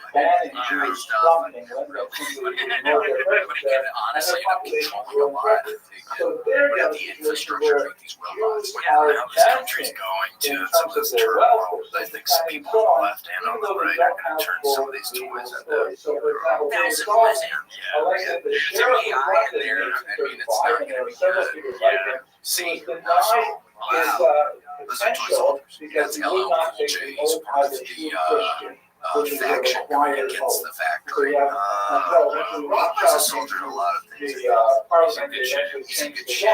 You're right. He's still in good shape. He's still having the meat. Rigid change. He is. Have you seen? Did you ever see that song? Brad Paisley. Finding their place. It's called Accidental Racist. So we got to Really? Yeah. I don't remember the melody, but the crux of the song is that Brad Paisley is apologizing for racist acts. So far away And then LL Cool J forgives him. Crap. Really? What? Yeah, it's called Accidental Racist. I made a mistake and I said a bad word. I didn't sleep too well last night. I thought I had money on the game. Said the N-word because he lost the bet. Yeah. Fumbled on the 2-yard line. Fucking Russell Wilson. I'm still mad. Run the fucking ball. Lamar Jackson threw an interception. LL Cool J just popped it. I didn't mean that. And then I remember one line from LL Cool J was, I'll forget those chains if you can let me wear my gold chains. Holy shit, I love them. Well, it is very forgiving of him. That's big. Yeah, I mean, that's like, I'll be honest, it's like that though. Yeah, I gotta forgive him. Yeah, I gotta forgive him. If you were that nice, I won't forgive everyone. Yeah, I would really have no problem with that. He would always like Yeah. I mean, when you're diced up, Brad Pitt, look at that racist. I mean, he is just wrong. He can be so much better. Yeah. It's not even close. He's lucky that LL forgave him. Yeah, because he could really do that. He looks like that one Backstreet Boy or something. Yeah, he was sort of a fatone. I didn't even know what the Brad Paisley looked like. Yeah, me neither. Yeah, he looks like a Joey Fatone. Is that the guy? Yeah, Fatone. Yeah. Like a leaned out Fatone. It's a cornfield. Fatone lives in Orlando. We see him all the time. Oh, yeah. Fatone's not doing that well. He liked to go to Disney World. He would like host comedy nights. Yeah, he's not doing He would like DJ comedy nights. Yeah, It's I was doing like trivia. Florida. Yeah. That's great. Yes, no. I would lean towards why? How come doesn't that seem like he's having fun when he's teaching and stuff? And Tom thought he had greater things in store for him. Yeah, I mean, if you look at JT, imagine you were in the same band as Justin Timberlake. You're doing a margarita. Yeah, who knows what I'm doing? I've been dead a long time. Yeah. Not quite ready to say Foot on the gas you somewhere. are It's you in are the rest of us. the So fucking here you have inside a of the case where cardboard. the Like a law was big shut. changed. Shocking Before that society was ready for it. few dead They made a boy rule, band. all people are It equal. was like no dead boy And band. then Nick Jewish Carter. people- No, Aaron Carter. Aaron Carter. Right. And What ends up happening Was Nick is alive? they made a decision died to too. start an action. Nick This Nick is Carter somebody did not not die. talking about a much more lengthy negotiation. Basically, you look at the macro, right? Wasn't he in the car? Or car with There's Paul? two Yes, very, yes. very Was he different the guy in the populations car? that are hugely different in size. Nick Carter and Paul Walker. Up here in Yeah, the it was Northeast those two in that is hopped our up phone fucking plant, right? The actual how Is we that what that And was? then the redhead is the one who pulled we over. come from here, this class. Redhead. We're all living up here Police officer? near Alsace Lorraine, Oh. in the old You know, I German heard an interesting territory. conspiracy theory about that. That he was on Social the road activities selling like beer. that. These are And so Yiddish canceled speaking, towards high insurance on those concentration, shows you is he just know, caught a dressed DUI. differently, Went up to it. religiously much more to the right, populate way out here. These are the Jews that the French were not prepared to accept. because they That were would be so kind of, totally that's a different. fun way to get out of a tour. On the other You hand, just down right half a down bottle here, of, like, you're down a half a bottle of whiskey and you're doing donuts. Yeah, And yeah, then you're like, yeah.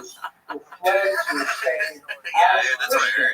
I don't know how true that is, but that is true. It's not last up tanked. Until they Yeah, settled fact. here, Of course, no one's looking for the the new 1500s, and No, the no, 1600s, JT, by the time you get to Timberlake, the Baby Bro, 1700s, Timberlake.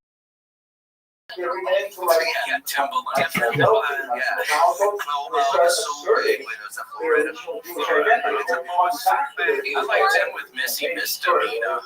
Elliot, I think 200 years Timberland after was the birth, always at his in best the Yeah. France, with the Millie and they start saying, She's hey, us too, for sure. Yeah, Ellie Bobby You know, Brown. I'm kind of a hack like, with a good Timberland. I really just love this what one. ends up happening in France is Oh, that yeah. it's in Yeah, that that's hot. the Sephardic Jews, Timberland on the beat. they're prepared to have this show back. And they start arguing, Timberland made it. you should give us equal rights. Is that what they used to say? Yeah. Timberland did it. Dress like Frenchmen. They're not so I insist on cocktails and shots and stuff like that compared to those crazy If I made Ashkenazis. music, that would be my like tag. Yeah, what was it? Scream. And in fact, that's exactly what happened. In 1790, Sephardic Jews, I thought down a people well white, is. and then a year later, the Ashkenazis figure out a way around it. The Ashkenazis Which is scary. That still holds up. Yeah. And the story They kept calling it a puzzle movie. It's like a puzzle. That's what he calls. Puzzle, you That's what he gotta- calls scary movies. Puzzle movie. Oh, well, Saul's a very literal puzzle. You never heard that, Casey? And Anybody a, No, you made it because you made it I up. want to say a non-citizen, a Because it's pre-modern a William original puzzle. Yes, puzzle movies because it make me in my brain. I'm thinking, okay, I'm having to solve a puzzle here. Yeah, Pieces I have to put together, and a lot of the times it scares me because I'm not catching on to the pieces of the puzzle. Because you're confused. You would use your getting confused. This sounds like you just found out what movie. It's just like a puzzle. I don't know where how pieces go. Telling everybody here, it's like some puzzle plot. I gotta figure it out, and then a lot of the times, and then I get embarrassed in my head that I can't figure these things out. It is embarrassing when, like, when you don't even come close to understanding what the twist was. Like, of course it was that. It's like an idiot. Tyler Durden was his brother. I'm asking because of the parents. So wait, so the dead people aren't, those aren't real people. I give myself a lot of credit for figuring out the twist. Like, if I thought about it for one moment, that it could be a possibility at the end of the movie, if I'm watching my girlfriend, I still knew it. I got it wrong way. My lady got me one of Blake's one. She usually doesn't get it. I was at Alamo Draft House, so I wrote it and I wrote the twist on the piece of paper that I pressed the button and I put it in there. And they confirmed it with my. And they wrote me a 3 set of 6. Is that true? Yeah. If you get the twist at Alamo Draft House before last call, then you get a 3 set of 6. I didn't know that. Would they still do that for people now that the movie's been out a little bit, or that was, yeah, but it's on their system. Yeah. Dude, I just got chipped. I didn't know they do that. I was just writing Diet Coke. No, it's just they get kind of pissed. They're probably pissed off and might charge you double for doing that. Oh, I thought it was an order. No, it's not for it. I took Diet Coke mozzarella sticks. They said that's weird. Why would that be in that? That'd be funny if that was the end along the tail. Yeah, fuck, you got it. Bringing the cinnamon twist. Diet Coke mozzarella sticks. Time. The way it was Diet Coke mozzarella, the long legs, the mozzarella. That's what like the coded language just always spells. That's just different food order they wanted. Wait, so is there any kind of tiny little clue or something? No, we can't. Okay. Can you act out your favorite scene? Oh, that's a good one. My favorite scene is this. And then my favorite scene is where he goes. He has a Ryer cameraman. It's with the Ryer cameraman. What did the fingers mean? We gotta go see it. Gotta go see it.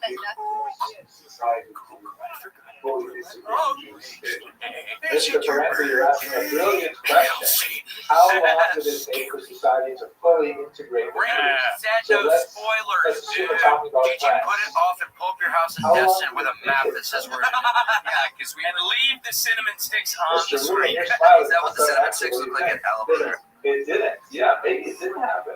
Right? A man known to history as Marco Polo was born around 1254 into a wealthy merchant family in the city of Venice. Marco's father was Niccolo Polo, a prosperous merchant. The origin of the Polo family are unclear. One tradition suggests that they were originally from Sheepney on the Dalmatian coast of what is now Croatia, and that they only relocated to Venice in the 11th century. Another study suggests that the family only moved to Venice in the mid-13th century, and that Marco was actually born on the island of Korčula, near modern-day Dubrovnik. At the time of Marco's birth, the Republic of Venice was one of just dozens of Italian city-states. In America, African Americans are still dominating the sea very much routes of southern the Adriatic Sea, and they've got extensive lots trading of connections laws, and civil colonies rights in movement, the all eastern kinds of things Mediterranean. that have supported them and still. Numerous studies have proposed These that are like Marco was actually born in one of Venice's trading stations Let me or finish the story colonies of abroad, bizarre perhaps story. even in Constantinople. Fast The forward medieval name for about Istanbul 25 years, and the capital of the Byzantine Napoleon, Empire at the this time. revolution in France did not go smoothly. You is had that like Venice itself pendulum was his shifting place of between birth. radicalism and According back to the to traditional conservatism as they account try to found in work through this travels of massive Marco change Polo, from the king to the Niccolo democratic and his system. brother, And a lot of left non-Jews Venice in from the 1253 Northeast will complain to would Napoleon, become an saying, extensive trading Napoleon, voyage. you have got to roll Early this the following year, emancipation thing back. Niccolo's The pregnant Jews are wife just taking gave birth over. to a boy They named are Marco. creating After St. monopolies, Mark, they are Venice's undercutting patron non-Jewish saint, businesses, they're finding all Marco's kinds of mother, ways whose that name is they're unknown, succeeding and we're not. died Jews when are her son obviously was still able a child. to take advantage of the As his father opportunities was that away on emancipation his affords them, trading mission, and they just young shot Marco ahead was like a brought up spring by an that's aunt like and wound uncle. really tightly when they Away suddenly from have the Venice, opportunity it to is just, likely you know, that Niccolo explode with Polo creativity and would not innovation have and things even like that. known that And his they're wife also was used to pregnant. like When he left the taking city in advantage of their 1253, organizational closeness to be able to before collaborate delving any and further into the benefit life and themselves, travels that's of not Marco necessarily Polo, to the benefit it is of worth society as a whole, reflecting but certainly first to their own on the benefit. book from So they which complain to all of Napoleon, our you know, information we're being on run this out of business because mercurial the Jews are Italian traveler doing is things so much derived. cheaper, faster The than we title can. of They're The like the Travels of Walmart of Marco Alsace Polo, Lorraine. We can't as it compete is with them. known in English So today, Napoleon says, was well, actually something maybe more we should akin to rethink this. book of How the would he marvels ask of the the world Jews how in they the original feel North Italian about dialect being in which French? it was written. Who was do we not, ask? Who's in as is charge of the sometimes Jews? They say, suggested, well, they don't actually written have by a Marco Polo sensual himself. body, but they used to have Instead, this it was thing authored called by the Rustichello Sanhedrin, da Pisa, right, which was way a back in writer from ancient the city times. of Pisa in And this is a Tuscany. court of 70 judges, and Sometime around they the would like mid-1280s, decide all the things. We said, no problem, let Rustichello us was bring back the imprisoned by the Sanhedrin. Republic of And in Genoa, a typically which was Napoleonic kind of engaged in an move, he extensive gathers conflict with together Pisa during the representatives from 13th all over the century Napoleonic for Empire, control which over include the not island only of France this Corsica. time, but big chunk He of was still in Austria, a prison in Genoa Italy, and so on. years You get later them all when he into was Paris joined to by say, Marco Polo, guys, I who have had some really himself important been questions detained for by you the that will Genoans have a during lot the to say about conflict how with you relate Venice. to France. Polo was The soon Sanhedrin released comes from together prison. in 1806. By that This time, was his he had he was related the actually stories of a his very travels well-known across Asia Talmud extensively to another Rustichello, and you the can see Pisan he later has this wrote them up and amazing published hat. them. I would This love was to in have a hat manuscript like form, this. and It in was the apparently 14th century, crafted hundreds for of him copies in in various French and to Italian honor the dialects Sanhedrin were itself. circulating around The Europe, two indicating dromedary its humps that are popularity supposed as a to travelogue. represent the two The tablets outlook of of the what law. follows is based on the Then travels of he's Marco actually very Polo. good.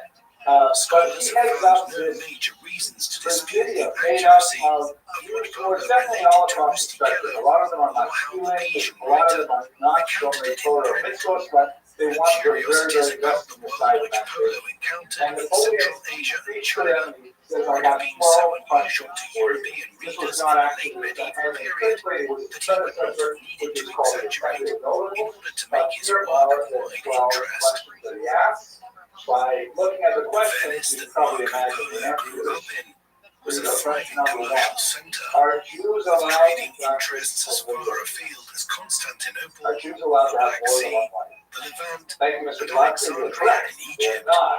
But The only city's since merchants the had land of become Rabbeinu rich Gershom, on the right? back of But still, acting why as the would major Napoleon go-between for about goods coming polygamy from of all India this? and the Why? Far That is East first question. to the Middle East, At and the which time, were they then were very carried to religious. Many Europe of them on were Venetian very merchant women, and vessels. therefore worried they'd be An like that with embryonic a woman banking and and another. insurance system Okay, good had question. developed Other in groups and Venice so on. But it's and not other really, cities like this is a Genoa, big deal. I'm worried Pisa, about wallets and and big Florence in the High Middle Ages to facilitate and finance this extremely lucrative trade.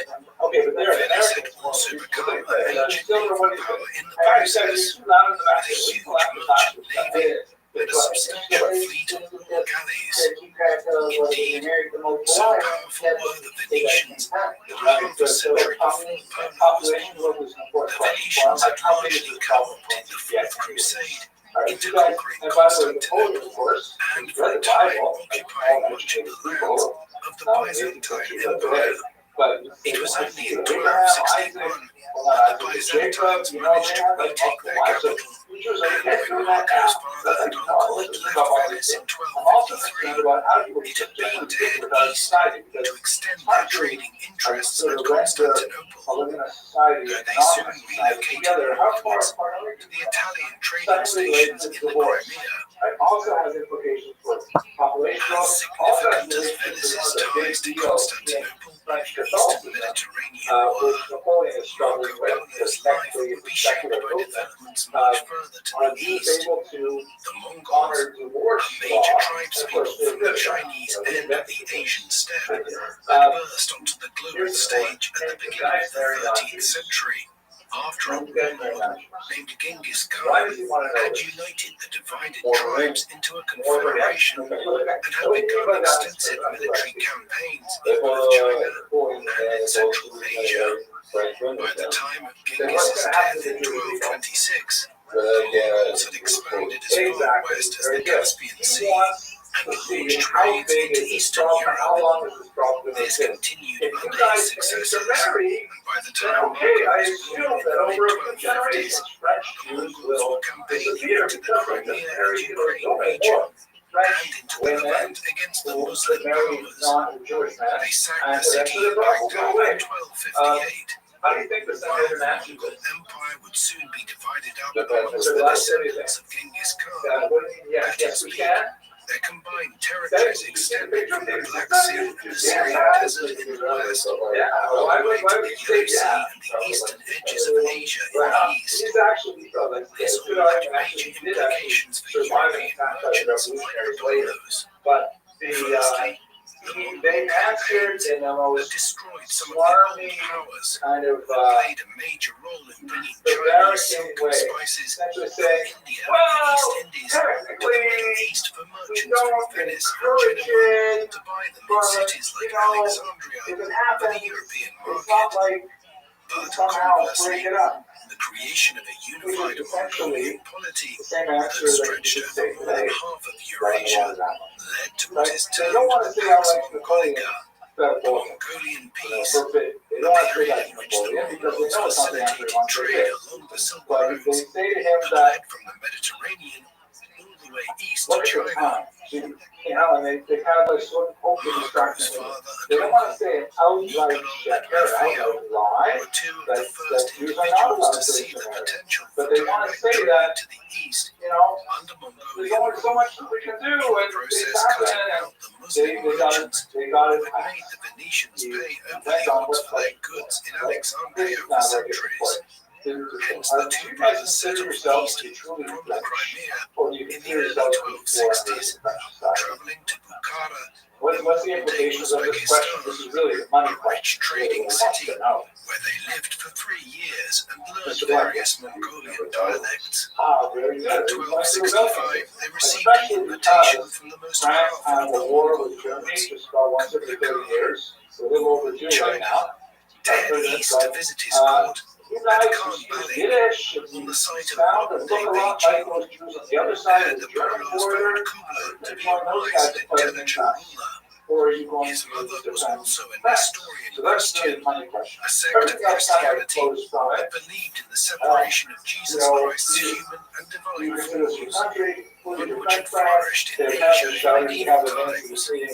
Thus, Kublai was sympathetic to the Christian Polos, and they soon acquired trading concessions from him and a right of passage around the Mongol territories. Armed with this, they levied up on expensive goods like silks and spices, which were often worth more than their weight in gold back in Europe, and headed back west. By 1269, they arrived at the port of Acre in modern-day Israel, and then headed on the last leg of their journey home to Venice.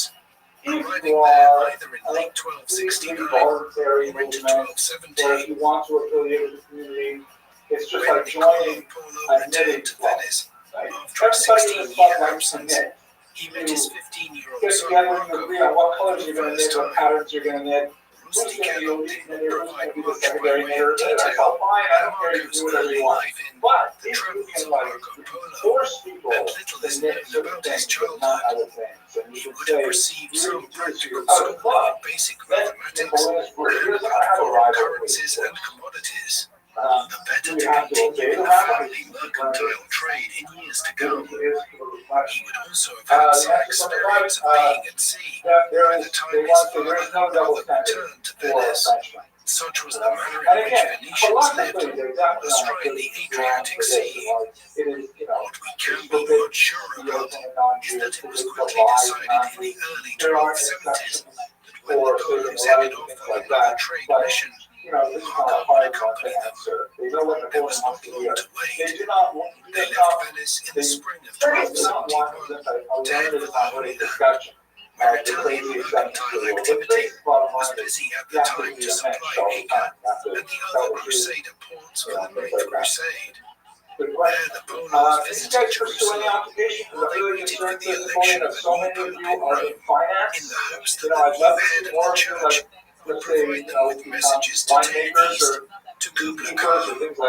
Eventually, though, they tired of the long election process and decided to strike out east for China once again. Though not before receiving word that Pope Gregory X had been elected, and the two friars would accompany them on their travels. It was the beginning of a 24-year odyssey.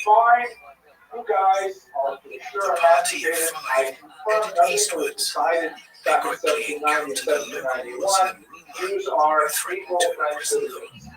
Now, At I'm that going to juncture, propose a few the two small friars, anti-Semitic rules with a just for wealthy you regard guys, for their just to lives keep you and in the perils place that so lay you ahead, actually move towards the decided to direction I return want, home, but essentially while that the three confirms it. Venetians Now, continued one of on, the things that they do also in motivated by France, the which is belief that different religious from what they've differences done in were America and an obstacle elsewhere, to trade. not that unrelated to what As they he do, traveled but through the is Mongol Empire, he said, the okay, young Marco I want Polo to take over marveled at the your religious freedom he synagogue encountered, the same way we remarking, run the Catholic "So Church long as you and are the faithful Protestant and churches here obedient to the Khan, and in give the France, appointed where tribute, all and synagogues justice is have to well belong observed, to a single you may organization do called as you the please with your soul." and there's a chief The rabbi, party and traveled all their through salaries Armenia come and from Turkey, tax where dollars Marco from the expressed state. disappointment Unlike in at America, not finding where Noah's they try Ark to have a at complete its separation supposed of church and resting state, place in atop France they Mount Ararat regulate in the Caucasus. Judaism along with other religions. Polo's next That turned south to every Mosul. religion that is It is considered unclear legitimate, if they you can't let a visited certain number of Baghdad people or to not, support the religion, so a on, city that was then in decline the state will after give a centuries of certain being amount the of tax capital of a dollars united to Arab your life. caliphate. But that also From means there, the the state next has to stop was say the Persian who city gets of to be the rabbi, Tabriz. and Marco that also described has the an impact unusual on method actual traders in authority. Tabriz But used this is to buy essentially and sell the end pearls. of corporate They would face existence each for other Jews in with their France, hands covered and in it will just fabric, spread throughout the and rest of rather Europe than over the next conducting century. business out loud, they would This signal is the a terms point of I the think I deal shot with you a by few squeezing each other's weeks fingers ago. and wrists, This is a medallion ensuring that the price of the owned deal by remained Jews secret to third in parties. gratitude for the The establishment Venetians of the journeyed Gates. across And Persia on to the the port left of you say Hormuz, Napoleon, hoping to board Emperor, a ship and and sail King, to India, right? We love from where they would Napoleon. travel to Over China here, by land. amazing, However, incredibly they obscure found the ships that shows unseaworthy Napoleon for here the in all his crossing of the finery, Indian Ocean, giving and the instead 10 decided to commandments go back to a north. genuflecting Moses. After As some if to say, idyllic oh, descriptions of the great king, oasis thank you towns so of much northeastern for Persia, giving us Marco this went on equal to right, recount tales of which the is equal in assassins our minds to to Rustichello, receiving the second who half. subsequently It's not included the but details it in his shows book. just how These enthusiastic were members the of a radical emancipatory Islamic sect Jews who were were in known for France launching to fanatical see this attacks happen. on powerful I rulers forgot the name of the from their practitioner I strongholds in so isolated Mr. mountain Sterling. fortresses throughout the Middle This was East. introduced by Jews. Marco Yeah, Polo's right. descriptions of the assassins This is contributed to their notoriety in the Western world. But by the time of his travels, the assassins had already been largely eliminated by the Mongols. The Venetian party then turned east to Afghanistan to bulk ancient Bactria, which enjoyed a reputation as one of the finest cities in the world until its permanent destruction by Genghis in 1220. Marco was able to refer to the legendary tales of Alexander the Great in Bactria, the land's further east were only known to him through the stories of the elder Polos. Despite suffering from heat and thirst, the Venetian party rode their trusty camels through the sands of Central Asia, acquiring much-needed supplies at the oasis towns on the way. Eventually, they arrived at the oasis region of Badakhshan, now divided between Afghanistan and Tajikistan. Marco was delighted by the region, known for its trade in precious stones such as rubies and lapis lazuli, the blue gemstone, prized for its intense color. The young Venetian came to know the region well, as he fell ill, and the Polos had to stay for a year here until he recovered. It has been speculated that he was suffering from tuberculosis, which he may have contracted as a child, and the symptoms of which only manifested during the stressful journey across Asia. By the time of Marco's recovery, it was 1273, a full 2 years after he, his father, and his uncle had left Venice. A few weeks later, they faced the formidable obstacle of the Pamir Mountains, which Marco described as one of the highest places in the whole world. Observing that there were no birds at the high altitude because there was nothing for them to eat. However, once he reached the expansive plateau, nicknamed the Roof of the World, he was surprised to encounter a large lake accompanied by the best and fattest pasture of the world, on which grazed multitudes of wild sheep. The which was plateau was hugely not as problematic friendly for to students humans, because all of a and sudden the polos showers struggled could to keep fall their unlike campfires before. going in a And low the oxygen regime environment. actually 2 attempted to months force later, Jews to having crossed only the observe the Pamirs, Sabbath they arrived on at day 10, Khotan, which on could the be edge of the Thursday. Taklamakan Desert, And this, where Jews they would replenished evolve their all kinds dwindling of supplies. silly ways to try and The keep arduous Shabbos trek when through it the was not the 10th Taklamakan day. Luckily, only this brought did them not to the last edge of the very long, considerably but it larger was an Gobi absolutely Desert. crazy day. The temperatures fluctuated wildly each day in this desolate landscape, from 40 degrees Celsius during the daytime to below freezing at night. Marco later recollected hearing a phenomenon called the singing sands, caused by the wind on the dunes, which many interpreted at the time as the souls of those who had died in the desert crying out. At last, the Venetian party arrived among the Tangut, a Tibetan people who had ruled over a sizable domain in western China before the Mongol conquest. Though he had been confused about the religion of the Buddhists during his earlier encounters with them, Marco expressed admiration for the devotion of the Tangut Buddhists and drew a number of parallels with Christianity, likening the worship of Buddha statues in different forms to the veneration of saints. He was less impressed by the morality of the lay people outside the monasteries, observing that the men frequently took up to 30 wives, and those who were too old could be replaced by a younger sister. Marco was more intrigued by the customs in the oasis town of Kubul, now known by its Chinese name of Harbi, where the menfolk were so accommodating of guests from afar that they would invite them to sleep with their own wives for the duration of their stay, and the women were more than happy to oblige.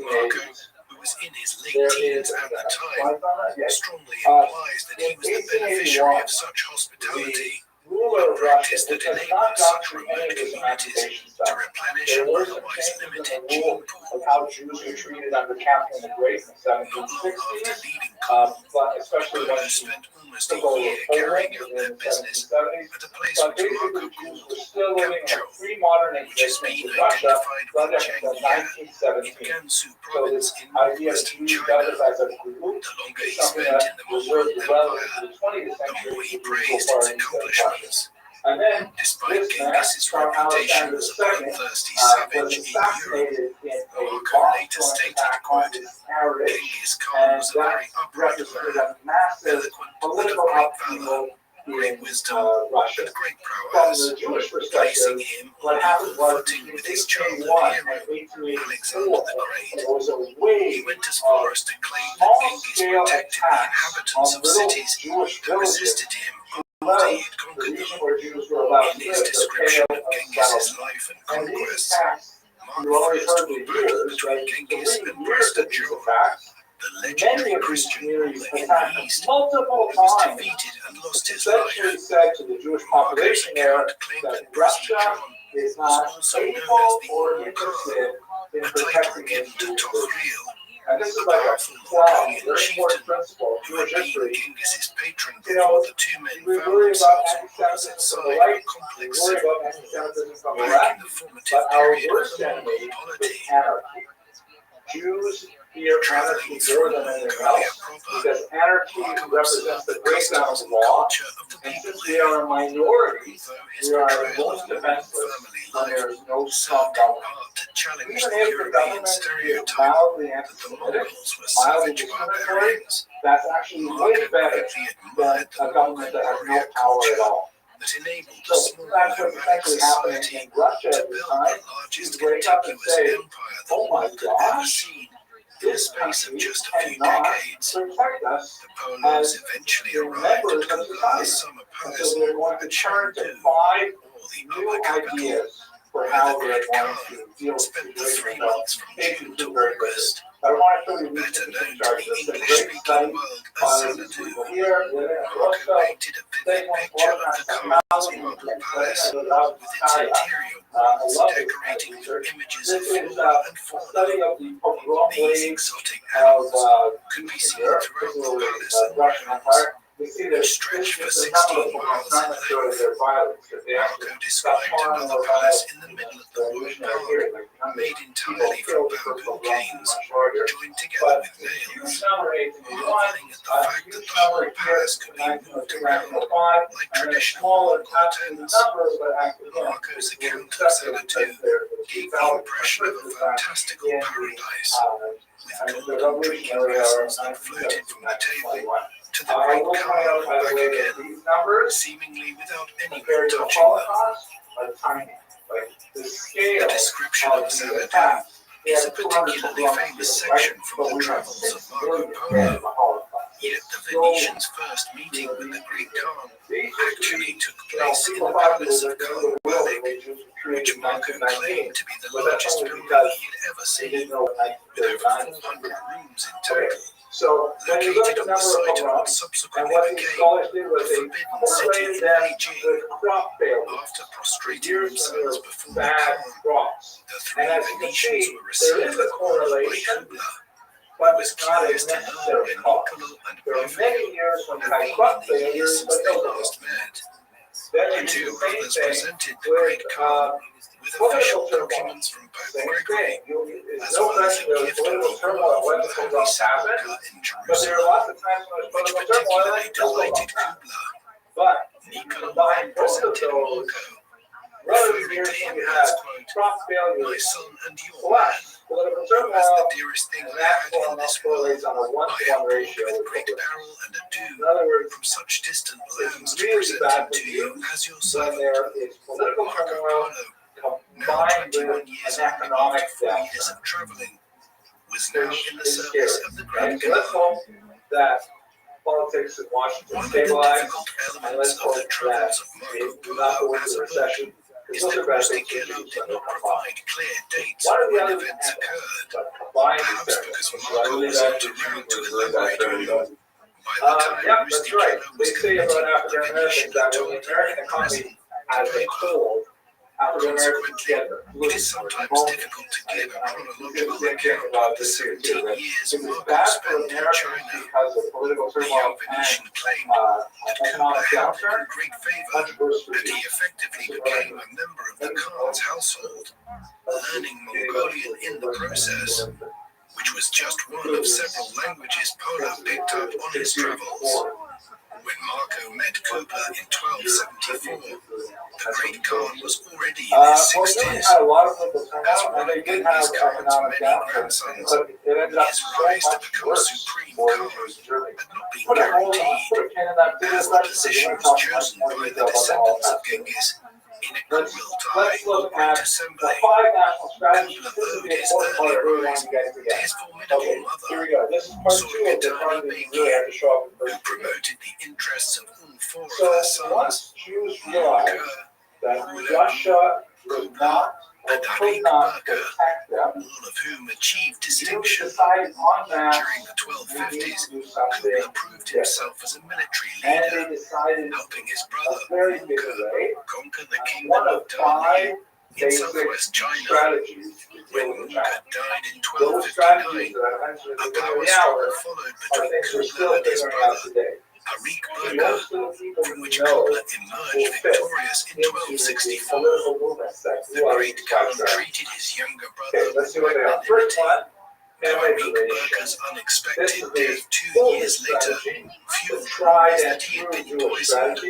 As we discussed before, the fee or once he had secured his authority among the Mongols, Kubla resumed his campaigns in China, and these were the backdrop against which Marco spent his time in the Far East.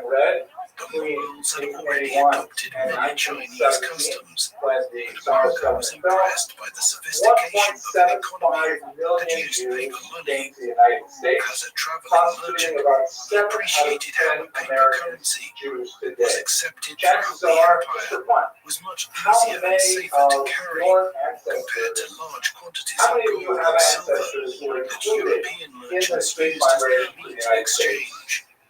In 1271, Kubla laid claim to the Chinese Empire we're by looking at proclaiming the about Yuan 6 out of dynasty 10 in this one with here. himself as I emperor. myself am part of this And by United group because all my 1279, ancestors he went had to Canada eliminated the because they had final much better vestiges health of insurance. resistance But from the Song that was a dynasty joke. in southern China.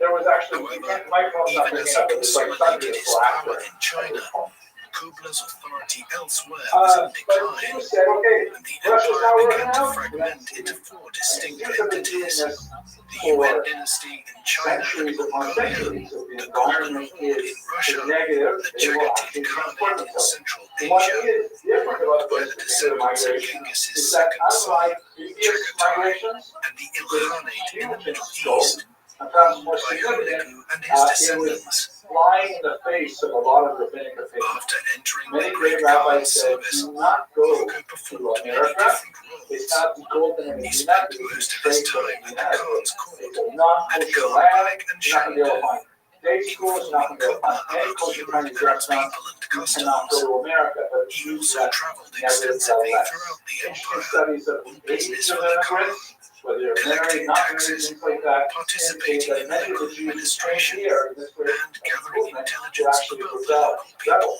that they were like His first mission was to a just place called Karachian, the Turkic name for the kingdom of Dali, which after its conquest by Kubla in 1253 became Yunnan province in southwestern China.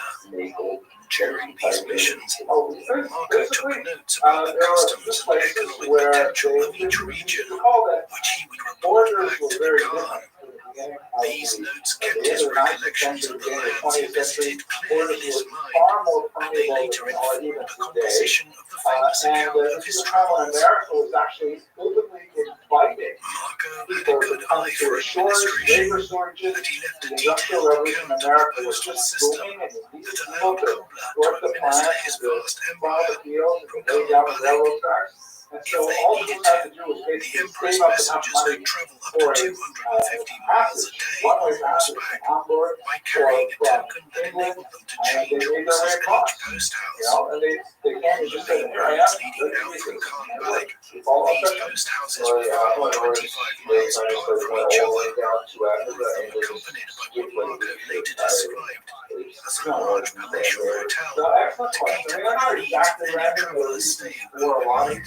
Each of the post houses had at least 400 fresh mounts, ready for the Khan's messengers speeding across the empire on horseback. Marco claimed that there were 10,000 of these post stations throughout Kubla's territories. The Venetian was also struck by the sense of order in Kubla's empire, remarking on how the urban centers were laid out according to a grid pattern of the kind that would later be used for urban planning in the United States in the 19th century. On his travels across northern China, which Marco calls Cathay, after the Khitan people who ruled the region 2 centuries earlier. Marco described people burning black stones for heat and light, which lasted much longer than wood. He had witnessed the burning of coal, which had been used in China as a source of energy for hundreds of years, but which was only beginning to enter use within domestic settings in Europe in the late medieval era, and would not be employed industrially for centuries to come. Marco's description of his journey to Karachian was probably an amalgamation of 2 or 3 journeys he made to what is now southwest India. The first of these trips would have taken place between 1276 and 1280. Marco was now on his own, as he no longer mentions his father and uncle, who may have stayed in Khanbag or carried on their business elsewhere in the empire. As he left the caravan, the first major landmark he mentions is a very beautiful stone bridge over what is now the Yongding River, southwest of Beijing, which he claimed to be 300 paces long and 8 paces wide.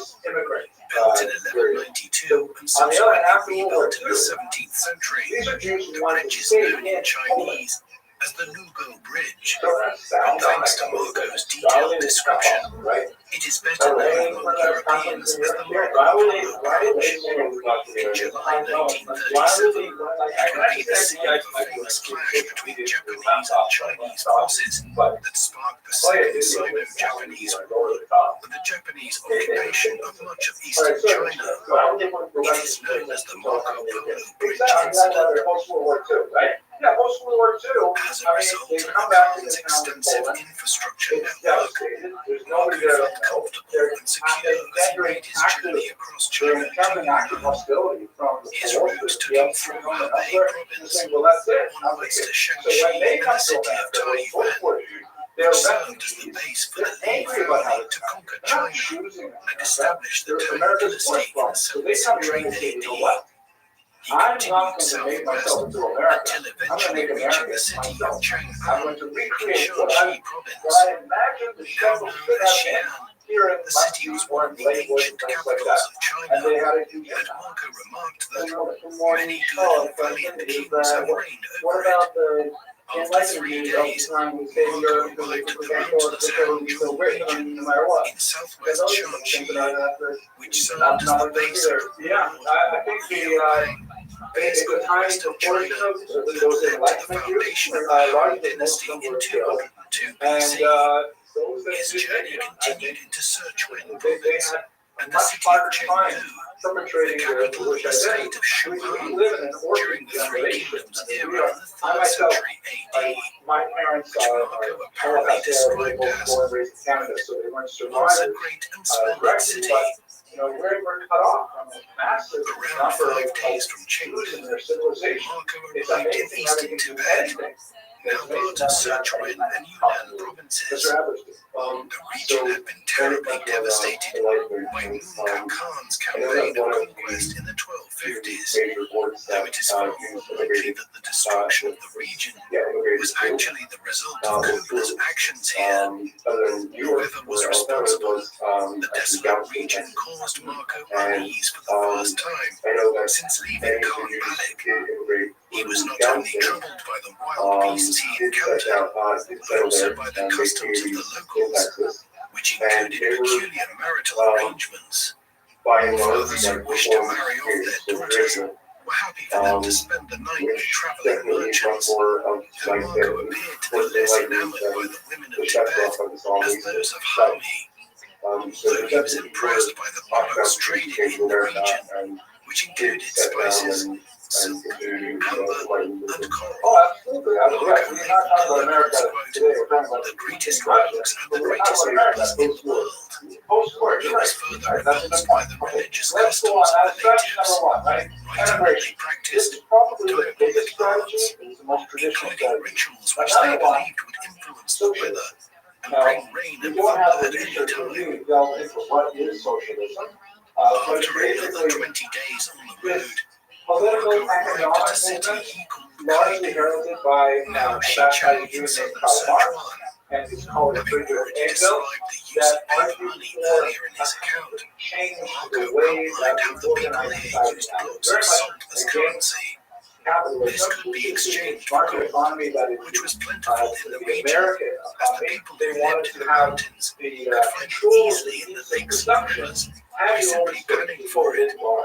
This enabled traveling merchants to make a healthy profit by arbitraging the different rates in the city and the more remote areas of the country. Marco himself may have made some money in this manner.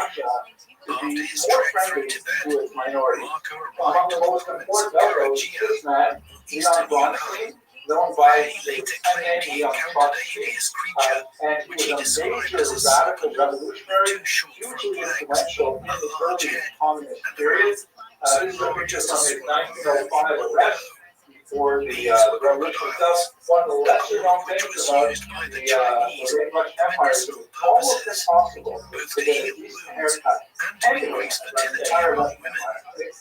This was highly prized and could fetch high prices, while the meat from the crocodile was also sold as a delicacy. Marco continued his journey west to a place he called Unxian, modern-day Raoshan, in western Yunnan, near the Chinese border, with Mongolian